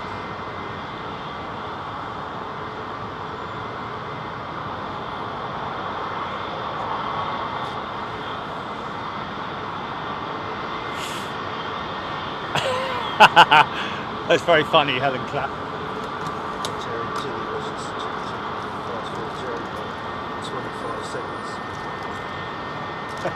Jilly, I was just, yeah, right. Okay. I'll Qatar 350.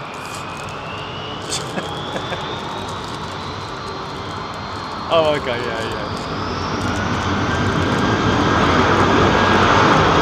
Susan Witt's always tight and takes a note of the time on the left hand side. Box Jilly has put on the screen, saves a lot of back and forth looking. And there we go. Thank you, Susan. Whips.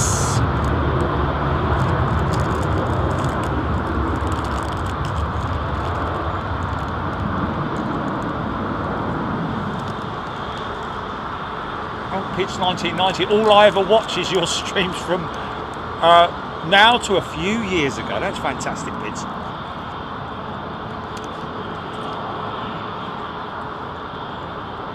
Okay, see the entry point red lights there.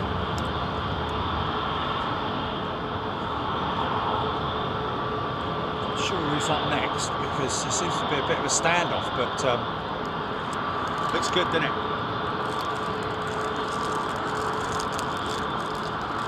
Alan L, BA 380 taxi. Thank you, Alan.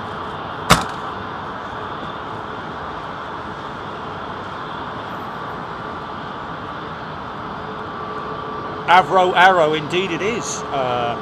It's down to the pilot.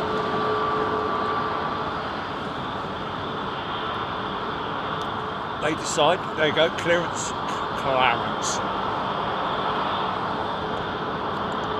John Brennan, it is an A220. Thank you, John.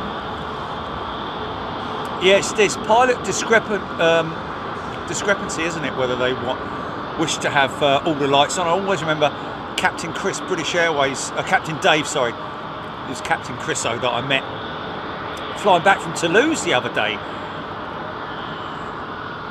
Virgin Atlantic.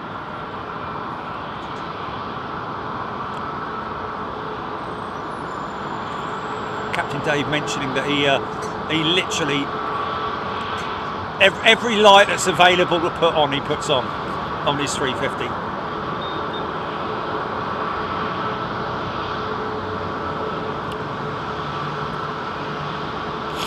Catherine Green, yes, Frankfurt, most definitely. We've got to go back. It's a 320, and it's not a 220, is it? 320, isn't it? Gillian Sankey, never noticed that before. Oh, okay, that's the the runway intersection lights.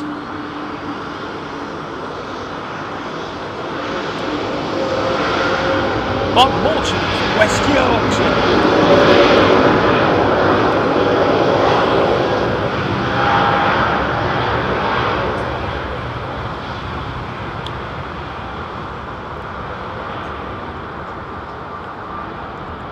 Andrew Hickinbottom, regarding Toulouse, please, I refer you to the earlier discussion that explanation from earlier on in the show, because I bored enough people with it. Philip Larry, 321 with Turkish Airlines there, isn't it?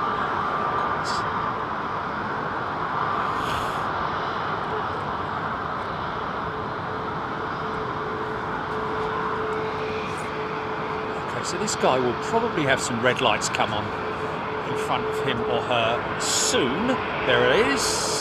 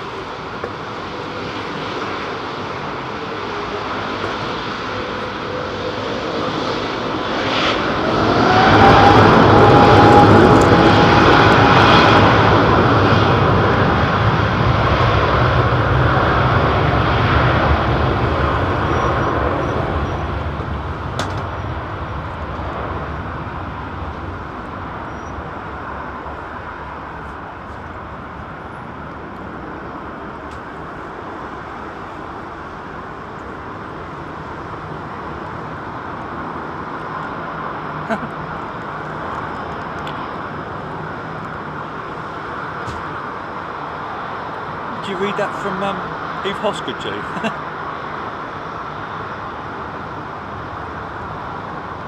Hello.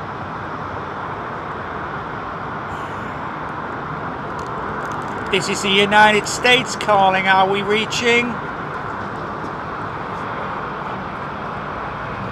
you read that? Yeah.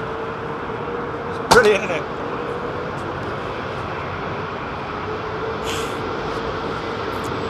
I bet it wakes her up when I start screaming, though.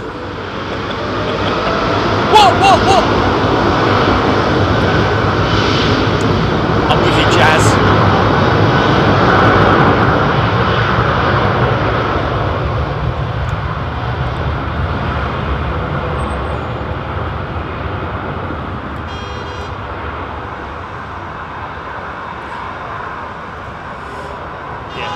Again, folks, no point in guessing because we're not going to tell you where it is.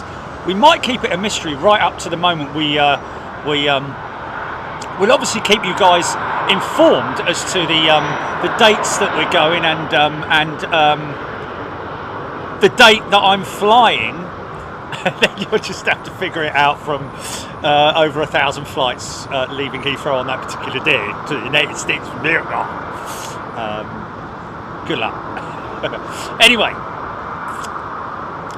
again, congratulations to Embraer. If you remember, folks, we were live airside with Embraer at London City. What was it, a year ago now? Maybe even longer than that, I don't know. When they were doing their taxi certification with the Embraer, the E190 E2 or 195, whichever. they passed that with flying colours. We were actually filming the procedures that they have to go through to make sure, especially at London City, because they have to back in, don't they? I think they go in and then they yes, they stop and then they're pushed back into the gate, I think. It's obviously different than your conventional way of parking at gate. But now they have been fully certified on the steep approach for London City, which is 5 degrees, and not 3 degrees like here at Heathrow. It's obviously different at lots of different airports around the world, but standard on average around about 3 degrees, which is like slope. Interesting news coming from Airbus. Lots of stuff. Like I said, I get lots of emails from Airbus. Good for you.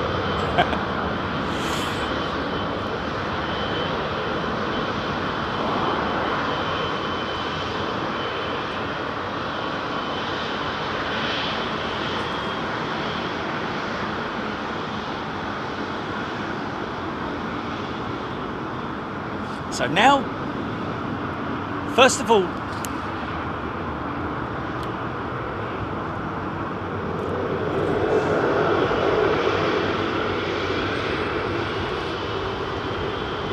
Triple 7.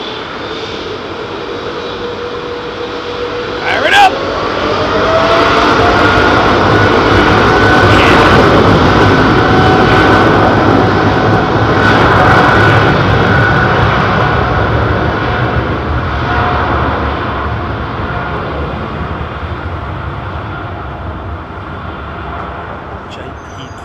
Pilot only landing. Pilot only landing. Oh yeah, no, auto land. Yeah. I think that might be what he's talking about there. Yeah. Andrew Hickenbottom used to go to the US on a road trip every November, flying out on one of these, but not this year.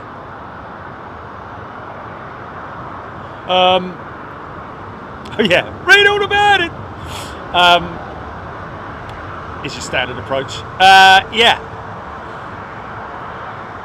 What was I saying? What was I saying, man?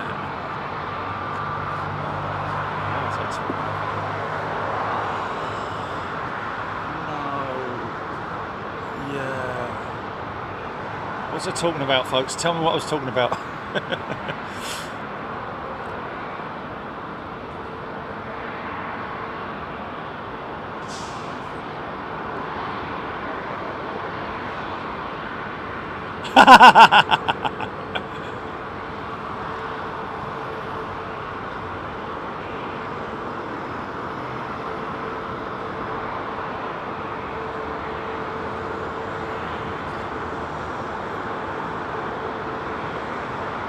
Arrow, Finnair heading to Munich. I think that might be that little one parked down there.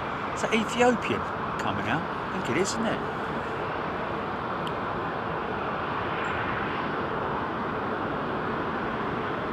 SIM cards. No, I wasn't talking about the SIM cards.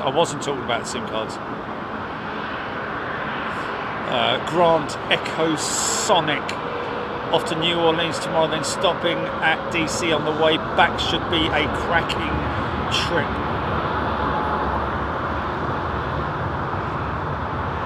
Oh, London City, yes. Oh, yeah. No. It was me reading my news articles. That's what it was. Okay, the next bit of news. Oh, yeah, Airbus send me lots of emails about deliveries and new orders and etc. And one that I saw the other day that is Eva Air has signed up with Airbus for the A350 and A321s for regionals, 350s for long haul. I don't know if that's hurt Boeing at all. Probably has, because I know they operate 787 and 777. Maybe they've ordered additional 777s. Maybe they've ordered additional 787s. I can't imagine that anyone would order 777s now, apart from freighters, of course, because everybody is waiting in anticipation for the 777X. So don't think any deliveries were made last year of the 777. Sorry, certainly this year, or was it last year? I don't know. Let's just check this 380 that's making its way up to the departure point. I think she's going out first. So yeah, Eva Air looked pretty cool. Artist's impression of the A350 with the Eva Air livery looks good.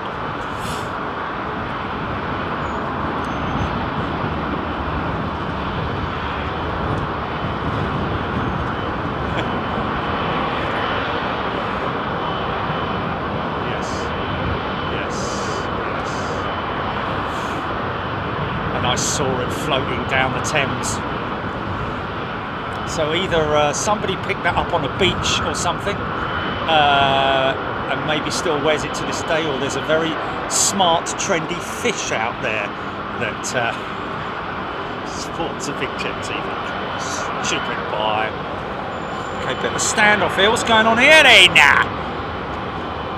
No entry for this guy. What? Is this Royal Brunei? Yes. She's going to line up behind the 380, I think. Certainly no space for anyone else at this point in time. Japan Airlines, interestingly enough, it's returning to the 767 freighter, which is great. We love that. And I believe that might be... that's a 767-300 as well, which is quite surprising because, I thought that maybe Boeing have done a special deal with them or something, but interesting all the same. I think the 380 is going to move first. But yeah, great to see Japan Airlines returning to operating a 767 freighter fleet. 300s as well, starting February 2024. So whether these are, I believe they're obviously new jets that are factory freighters. Heave it up that hill, mate.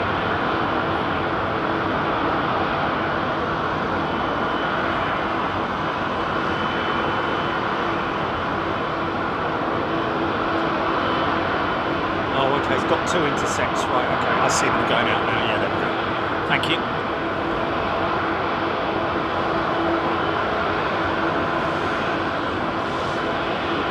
Stephen Farmer is a returning member. Welcome back, Stephen. Rolls-Royce Trent 900s.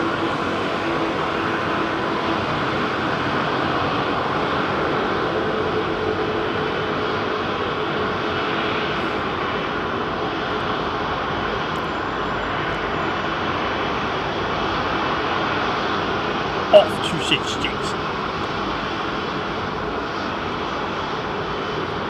Take care, Paul. Hodges back to work. Has he graced us with his presence during his tea break? She's a big lit up tail. Look at that. Yeah. Nice and proud of their aeroplane.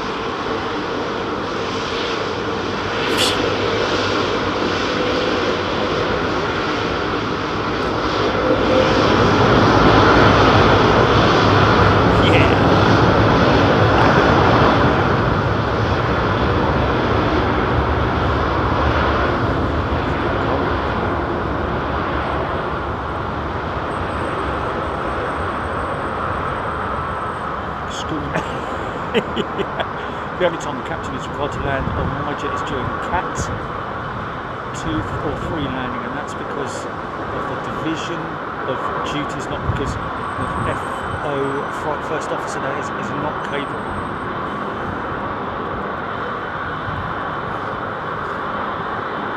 It's a pilot captain only, blimey. Selfish, isn't it?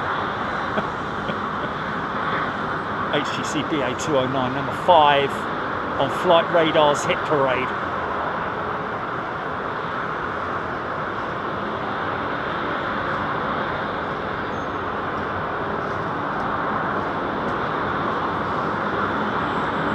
Wow, that's amazing. You can fly an A320 in the UK with 250 hours.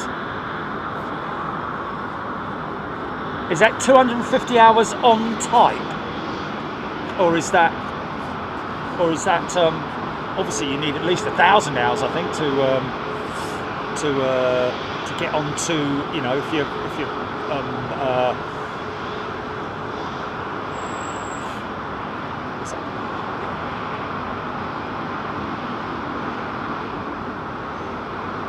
Dean Shaw. Well, Dean, to be honest with you, it is a city in the dark, isn't it? Kenji, Airbus have delivered 44 350 variants of 900s and 1000s. No freighters yet, of course, yes. We're all waiting in anticipation for the freighter. Here's a 777 freighter now.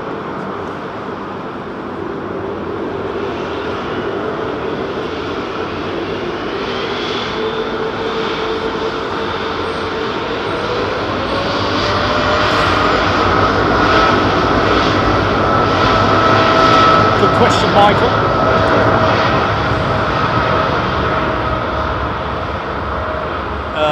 Good question, Michael. Tail light normally is disabled once they've on the climb out. Normally, in fact, I'll tell you what, might even be able to. It's gone up early. An empty freighter. She didn't have much on her, did she? Because she came in only recently. It looks as if Royal Brunei. Tail lit up.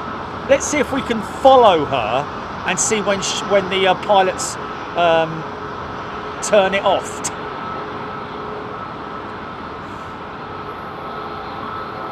Well, some of them leave it on. Yeah. No, some of them, it depends on the pilot's discretion. Normally, once they've reconfigured the aircraft, flaps and slats have been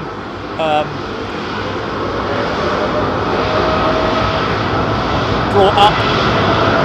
And then the final part of the, you know,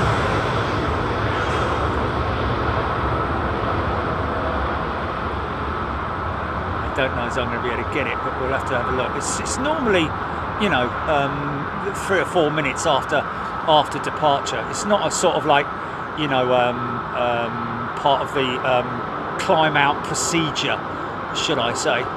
Some pilots it may be, I don't know, but we'll have to see.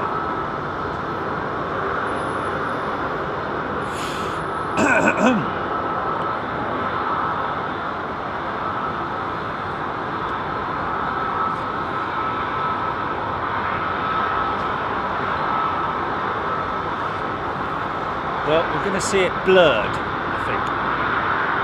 But you can see the tail illumination lights to the left and the right of the vertical stabilizer there. They are obviously those lights are fixed on the horizontal stabilizers, the elevator part of the aircraft, not the elevator itself, but the fixed part, which is the horizontal stabilizer. You'll see those lights go off, and then you'll just see that rear tail light.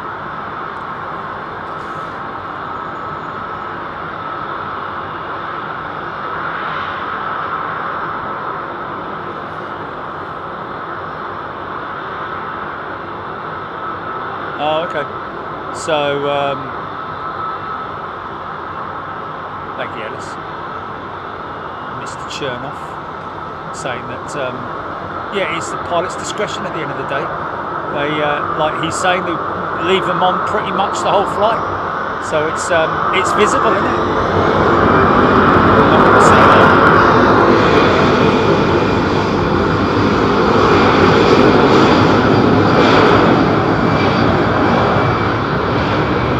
BBLLB, I leave it on the whole flight. Say it back there. I leave it on the whole flight. I want screaming immediate to see me coming, brilliant. But then again, less than half hour of 737s, half of of our 737s have logo lights, like that, logo lights. Let's see if this Finnair jet does it anytime soon. A bit quicker to get up there, and probably won't go as far. I'd imagine going to either turn left or right pretty quick, pretty sharpish, depending on where she's going. If that's the Munich flight, it's going to go left. Oh, I'll tell you what.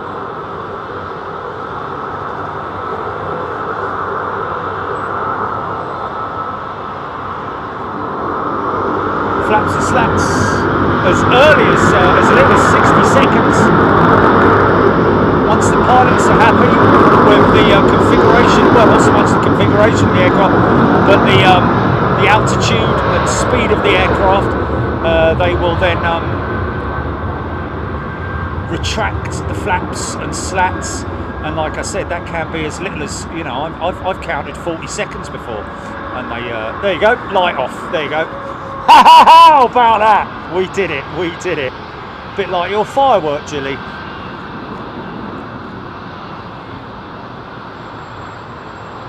Andy Pete, good evening. Stephen Luscombe.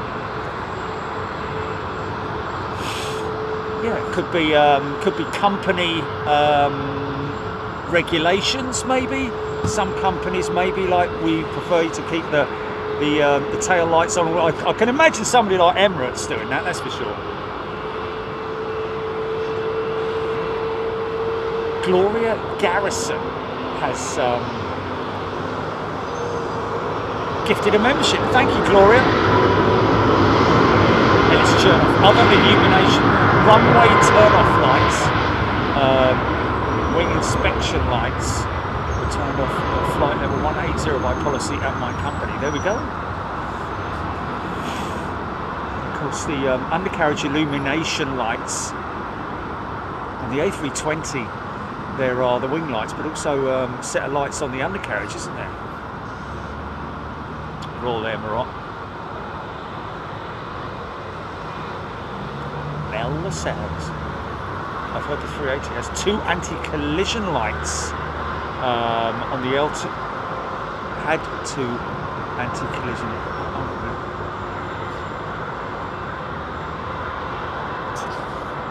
Oh, 2 anti-collision lights like the A3, like the L1011.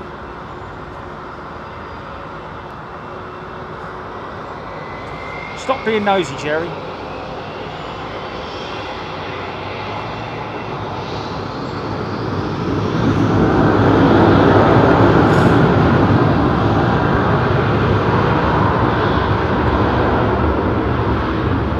Uh, 787 has twin anti-collisions on the tail, doesn't it?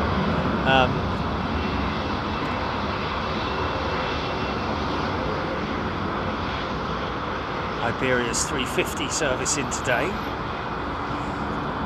It's creeping up there now. Gonna dim the cabin lights for departure.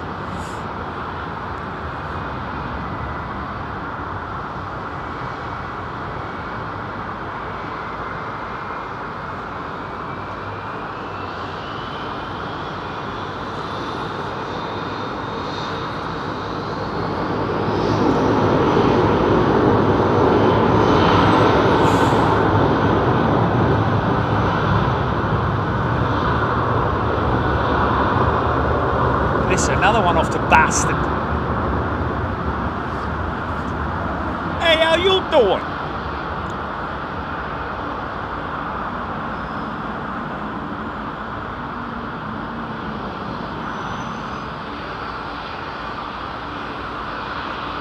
Dean Shaw. Iberia 350X. Stephen Luscombe. Is that 1,000 with Iberia? I thought they only operated 900s. Lorraine Gill, please say hello to George Hooper. He watches you all the time. You do a great job. Thank you. Lorraine, sorry. Lorraine Gill, I think that is. And again, hello George. Hello George. Okay, just waiting for clearance on this one. couple of single R jets.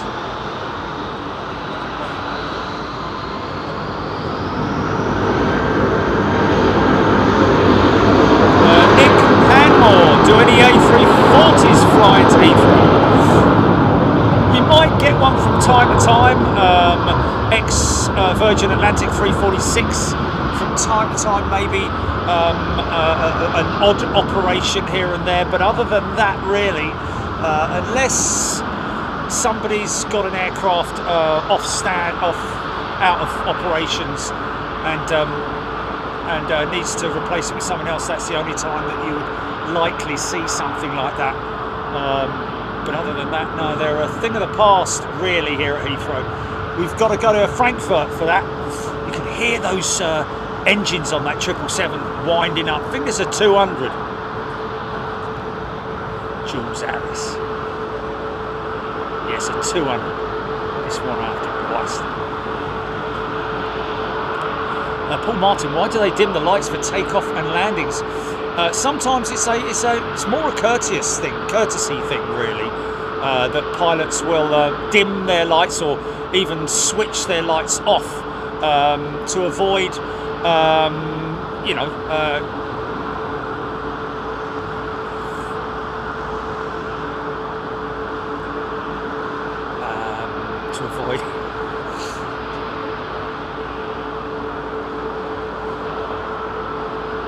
stressing out the pilots that are coming up past them, if you see what I mean. It's a bit like having your lights on full beam and dipping your lights. They generally tend to switch them off altogether. In this instance, he's not interested at all. Like that Virgin jet over there, you can see he or she has switched their taxi lights off. But when he or she has given their next movement, the likelihood is that they will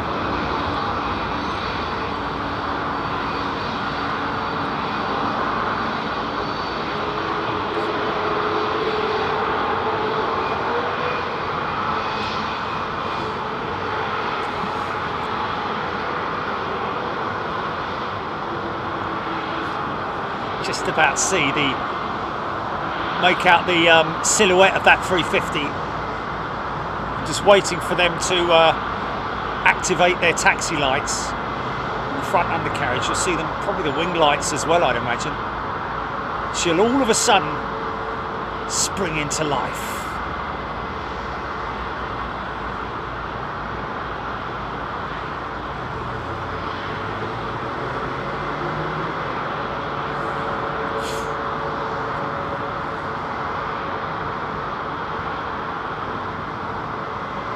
Steph, I've heard pilots say it's a requirement to dim lights. I think it's really etiquette. I think it's pilot etiquette is a good way to describe it. Would it not be right in that? And screaming at me, there we are, blinding each other, because these things are very, very high intensity, these bulbs and lights. That's possibly a... is that one going out intersect?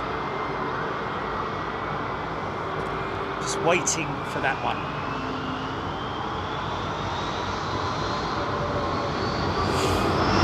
Right, a little bit of movement now.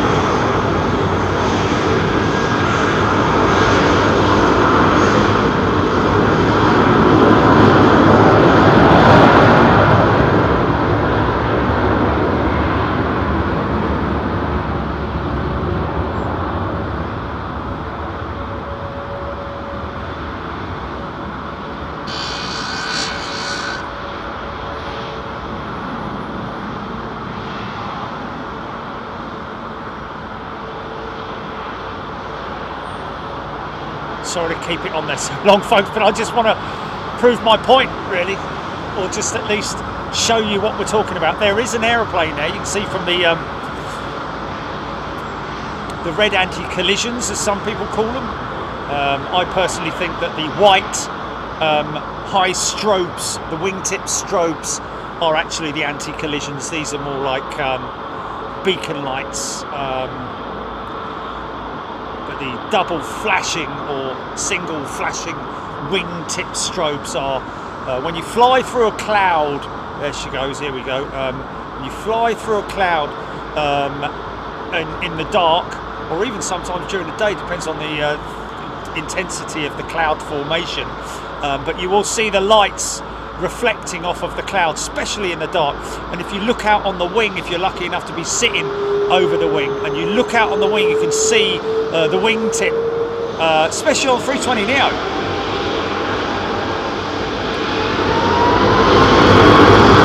Yeah, there goes Mr. Bradley.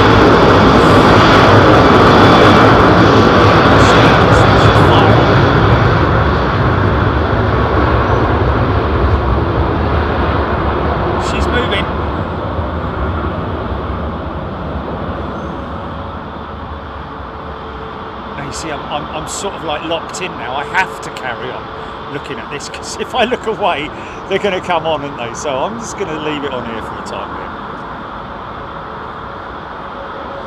JP Cross, I think people are talking about external, not internal. Yes, we are talking about external. Although the question some people ask, especially in the American public, because in America you're not asked, they don't ask you to dim the, to pull your window blinds up or push them down or whatever it is to open the window blinds. Now, it's just what I wanted. He's right in the way.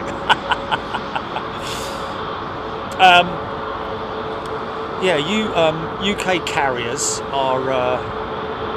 Oh yeah, see his lights are on now. UK carriers are asked. They will ask the passengers to bring the window blinds or open the window blinds, and the reason for that is so that and they dim the cabin lights as well. And the reason for that is, in the instance of an emergency evacuation, your eyes will be accustomed already to the dark when you get off the aircraft. Whereas if you obviously like going from light to dark very quickly, and that obviously you need 5 or 6 seconds to become accustomed to the light, and blinded by the light, ripped up like a dude, the roller in the night. It takes 5 or 6 seconds, and that 5 or 6 seconds can mean potential disaster or survival. That's the way that British carriers look upon it anyway. The Americans are just like, they don't do it. I've noticed anyway. Maybe some do.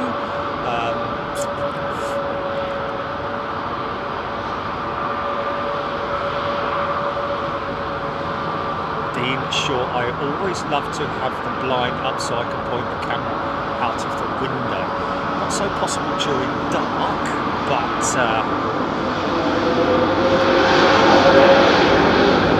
because it's just me looking at yourself. It's the same reason pilots covered one eye so they can go below deck, take it off and can see tank racing. Peter Makunda, good day to you, Peter. Reagan Farmer. Thank you, sir. We keep the cabin lights off for takeoff and landing for the same reasons. Night adapted vision. Okay, there we go. Something that JetBlue have do. Notice that United doesn't do it. American doesn't do it. From what I can see, anyway. BBLLB may be able to let us know about that. Just bring this back just a tad, just for careful measures. Counterbalance, I should say.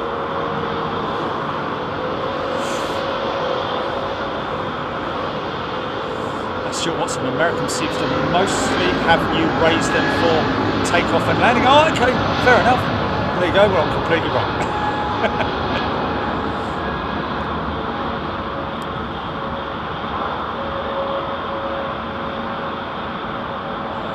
East Anglia. I don't know if that's the case. It's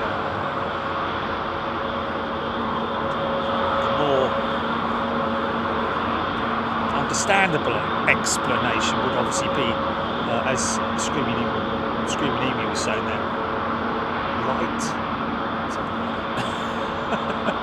JP Krause, another reason for having the blinds up in the event of emergency evacuation. You can see if there's a hazard like fire before existing plane. Okay, well that kind of backs up what East Anglian was saying just now, so I don't know.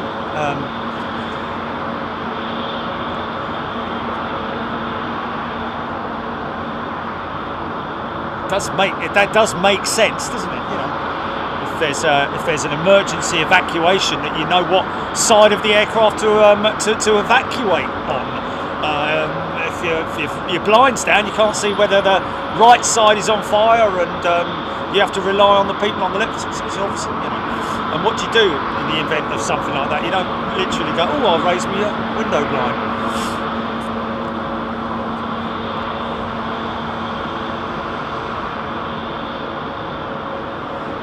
Richard Brown, American dimmed the cabin lights when I flew back from JFK last year. Okay, 9 p.m. departure. Okay, dimmed cabin light. Okay. Well, maybe it's just regional then. I've noticed that they generally tend not to dim the cabin light. I don't know.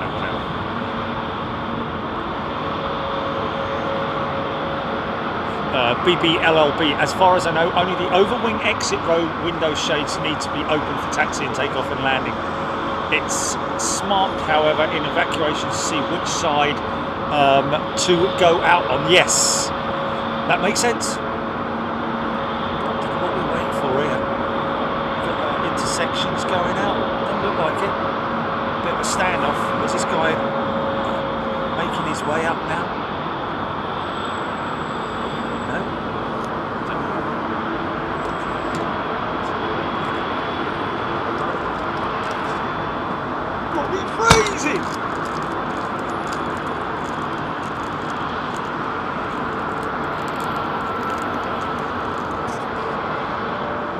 Somebody mentioning earlier on that ITA, I think it was Roger, saying that ITA going to be starting their 321 Neo service in December.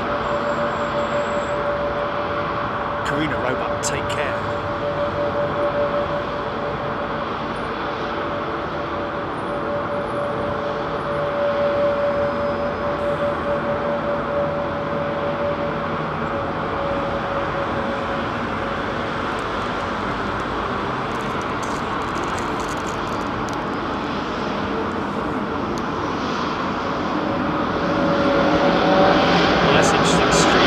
Overwing exit shade on the 220 doesn't even close. It's clever, very clever. It kind of makes sense. I mean, you know, if you're on a short haul flight, it's not like Catherine Green. I was on the ATR 72-600 last week on seat 1F. Cabin crew said I was responsible for opening the emergency. Yeah, done that before. I get it all the time because I very regularly sit on the exit aisle because of the extra legroom. Did it on the Toulouse flight.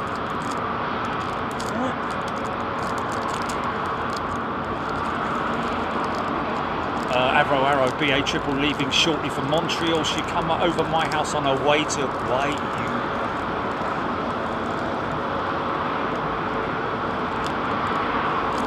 somebody going out, Ginny, earlier on. Did somebody say earlier on if we were still going to be here at 5:30 or something? Because they've got somebody going out on a BA flight. Alex, being to you.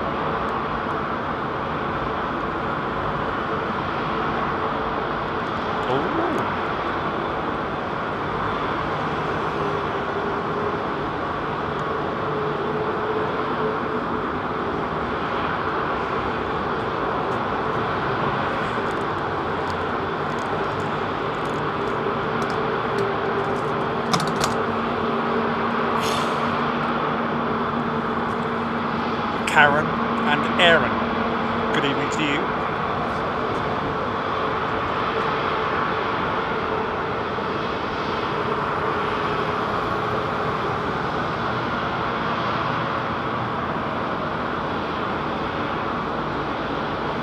Oh. Thank you, Steph.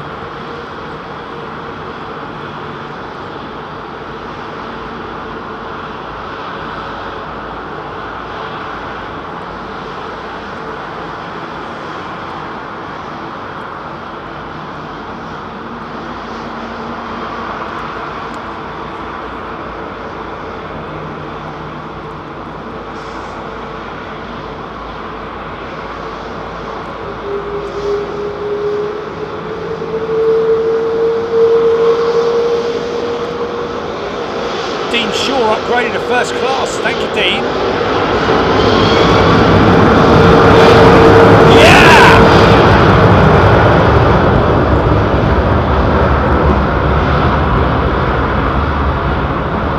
Is that a YYZ bound jet, I think?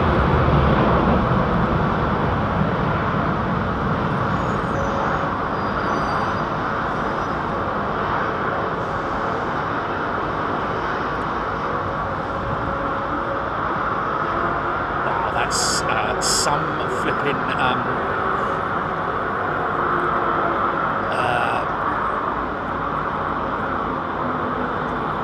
cold wind blowing in there, mate. I'm telling you, flipping it. It's gotten very, very cold.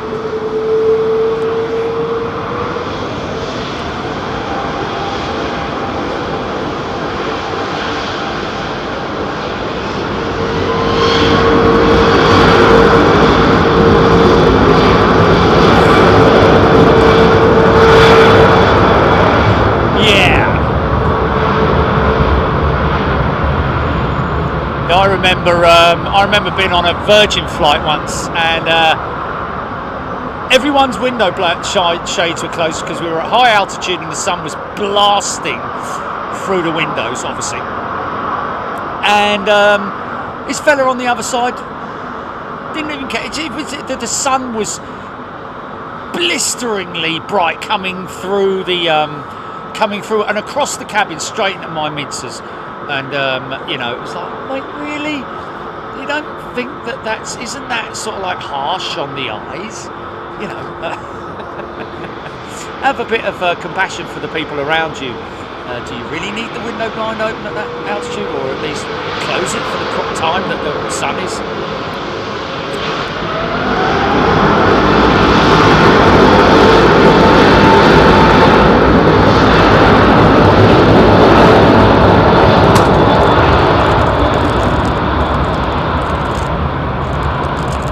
Dean Shaw, thank you.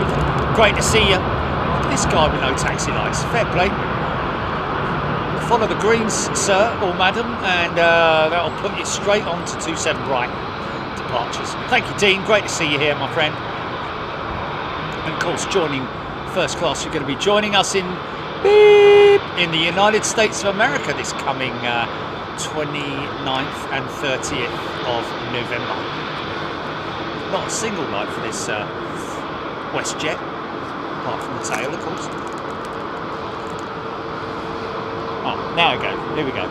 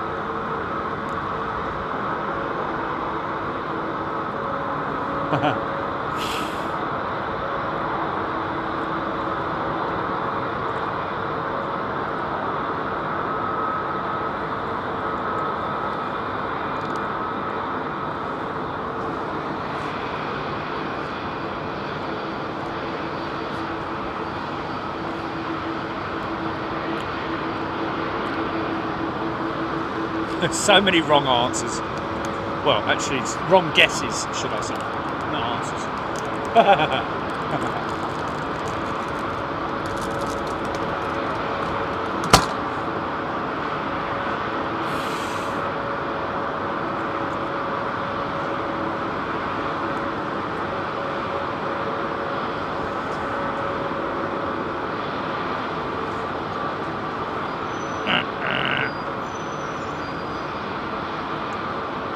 Eve Hostridge, you're kind of right there, you know. Planes do sound better at night.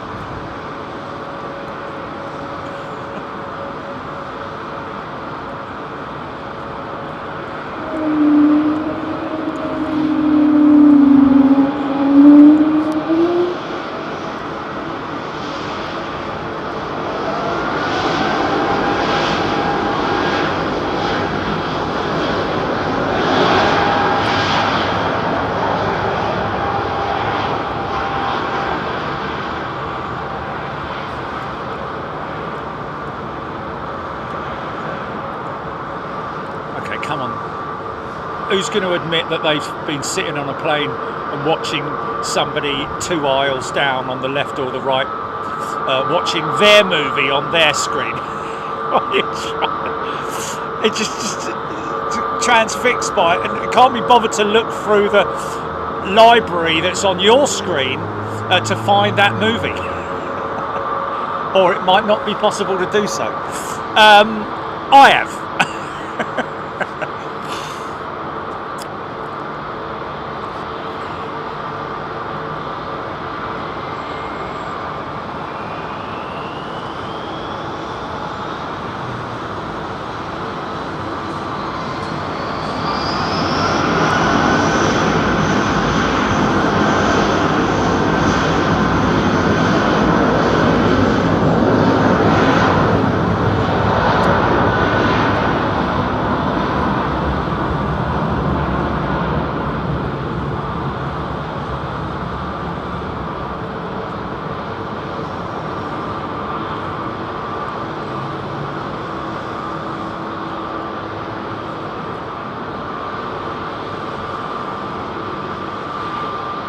TCC is true.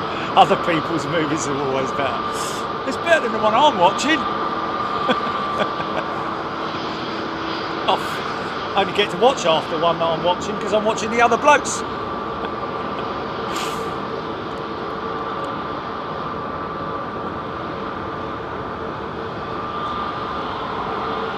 BBLLB, I'm flying through Austin, is that, and Dallas Fort Worth on the 30th. Should I keep it or trade?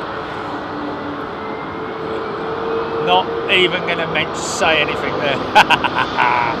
Sorry, mate. Keep it or trade.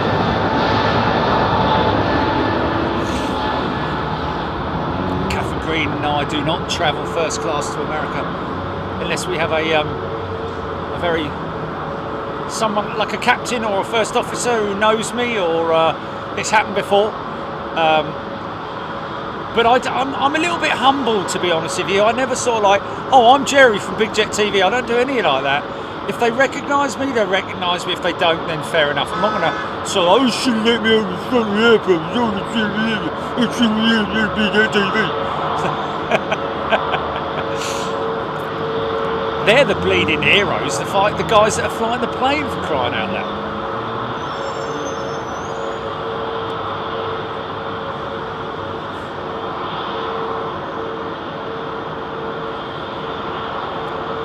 Paul Martin. Heathrow is amazing at night, isn't it, Paul? BA 350 going long.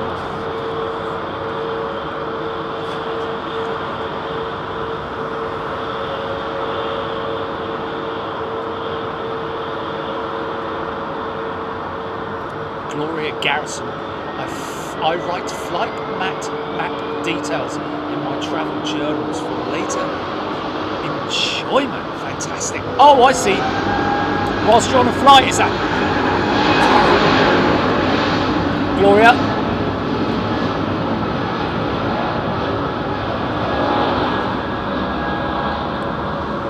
Well, yeah, Bruce, you say that, turning up at the check-in desk wearing Big Jet TV merchandise. Well, again, I have to say, I mean, I do from time to time get some random person coming up to me in the airport. Hey, are you Jerry? Or, hey, are you the Big Jet TV guy? Or whatever it might be. But other than that, you got to remember that 99%, well, no, I wouldn't say 99%. I'd say the majority of the aviation industry do not have any clue as to who I am or anything to do with Big Jet TV, because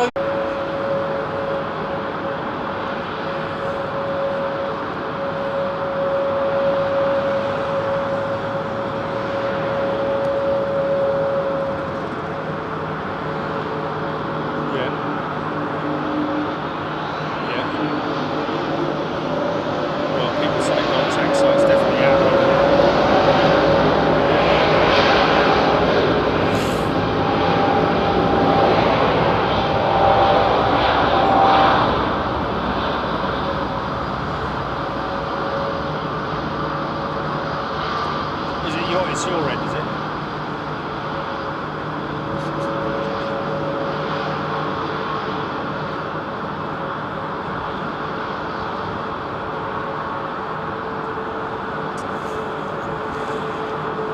Get the acorns up next time, flickering egg.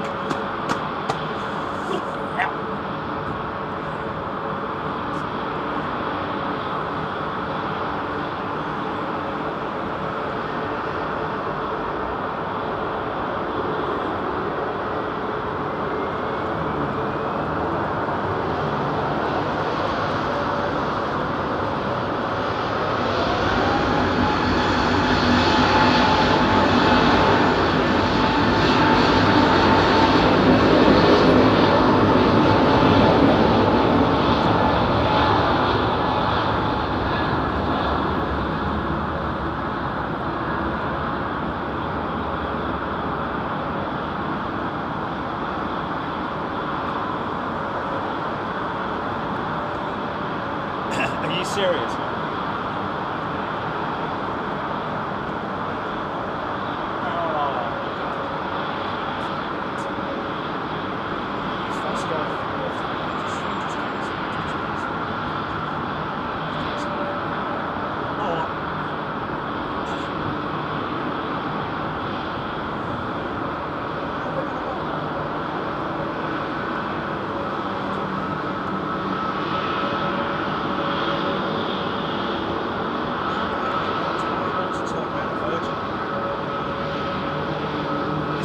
Is it working?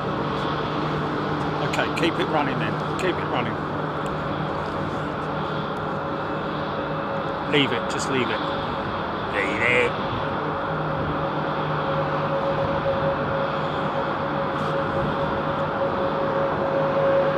Yeah, but we can't have that, mate. We can't have that.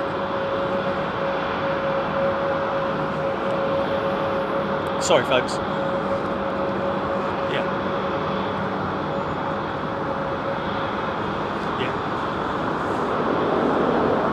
Another universe or another galaxy.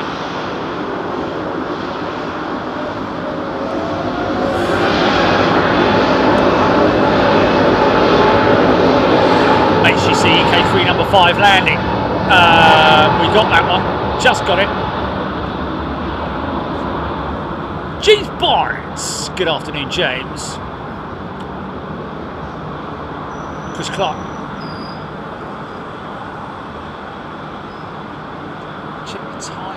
The little dot next to the word okay is live is white. Okay.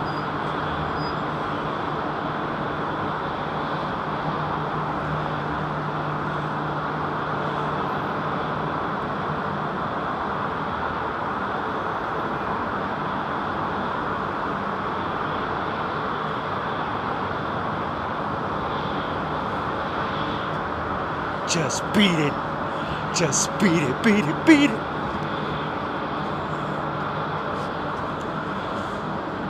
That Air China has all its cabin lights on. Kind of does, doesn't it, yeah?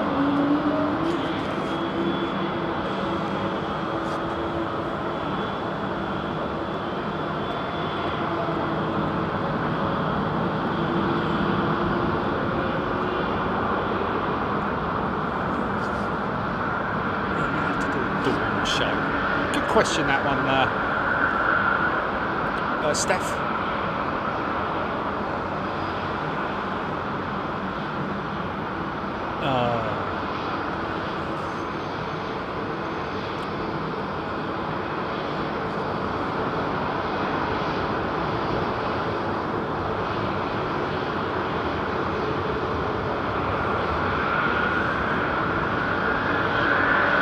Peter Macumba. It's daytime in China.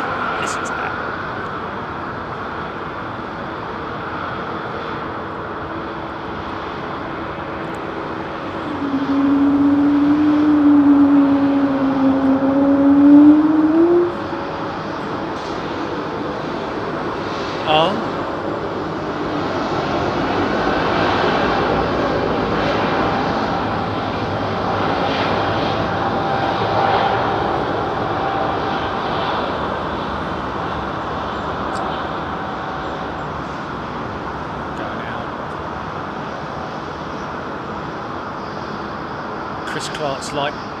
It's like a quiz using the tail only.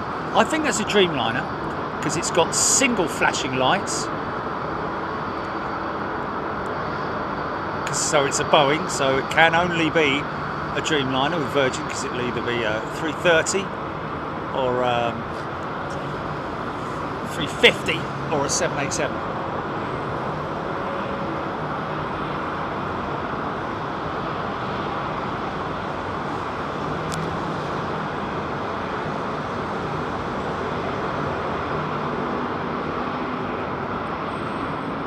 Now look for the tail lights on the Dreamliner, folks.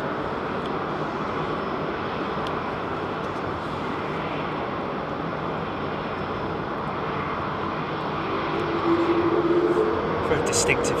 Also got it on the 737 MAX as well. Look for the twin bum lights on it.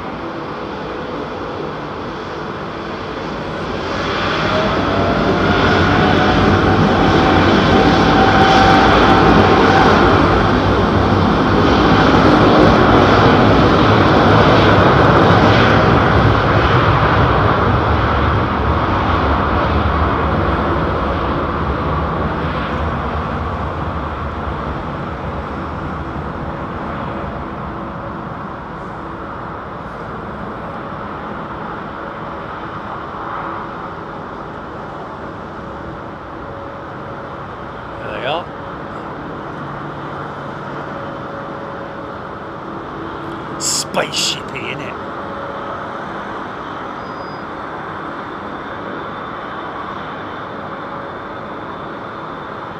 Ken G's in the house.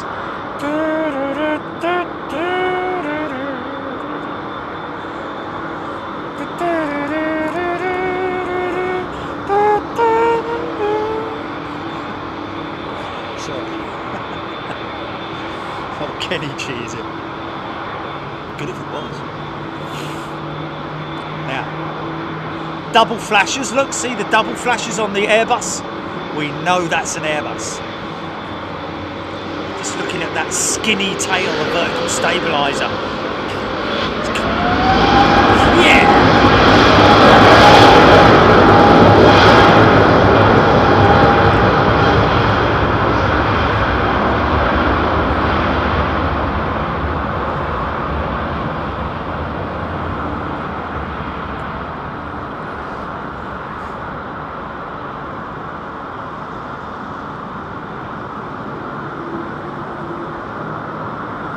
Painter girl. Scott Thompson.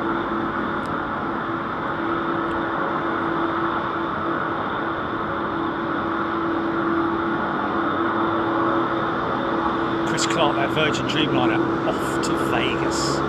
Stephen, that's got cabin lights still on. Yeah, obviously not a funky shot. Yeah. Kenya Airways 787 Dreamliner.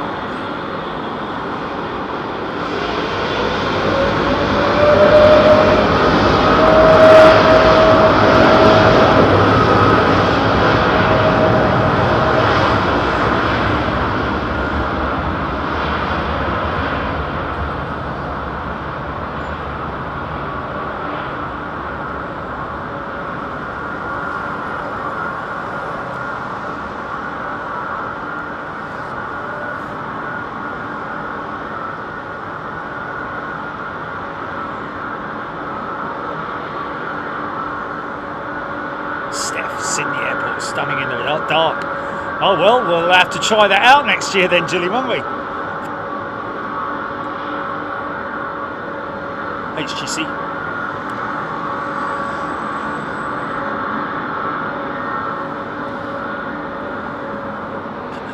Strange places when they're shut. I tell you what, one thing that I've shared with you folks before, but not really. When the COVID crisis was on, and we were invited airside to film the 747 departure, the last ever 747 with Virgin Atlantic, I had to walk through Terminal 3 with the security teams and with the Virgin crews, and it was eerie. It was really, really crazy. It was like a holiday camp in the middle of winter. Right, okay.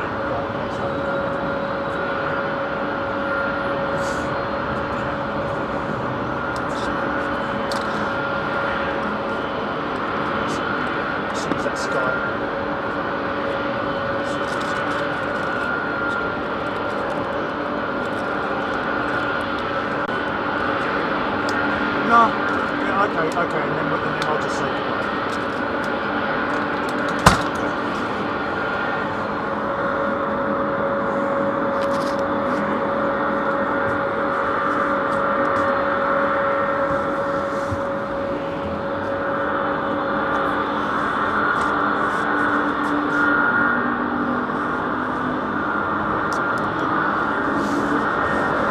Hey folks. Okay, listen, look at that. How about that? We're going to head off. We've got connectivity issues. Nothing to do with us personally. It's nothing to do with the units. It's to do with our Virgin connectivity. So Virgin, you're down the road, son. I'm sorry, but we gave you a chance. You're gone. Cheerio, and thanks for tuning in, folks. We'll be back on Sunday. Who knows where, who knows when, but we'll be back. Sorry for the early cut, but see you later. Cheers. Bye-bye.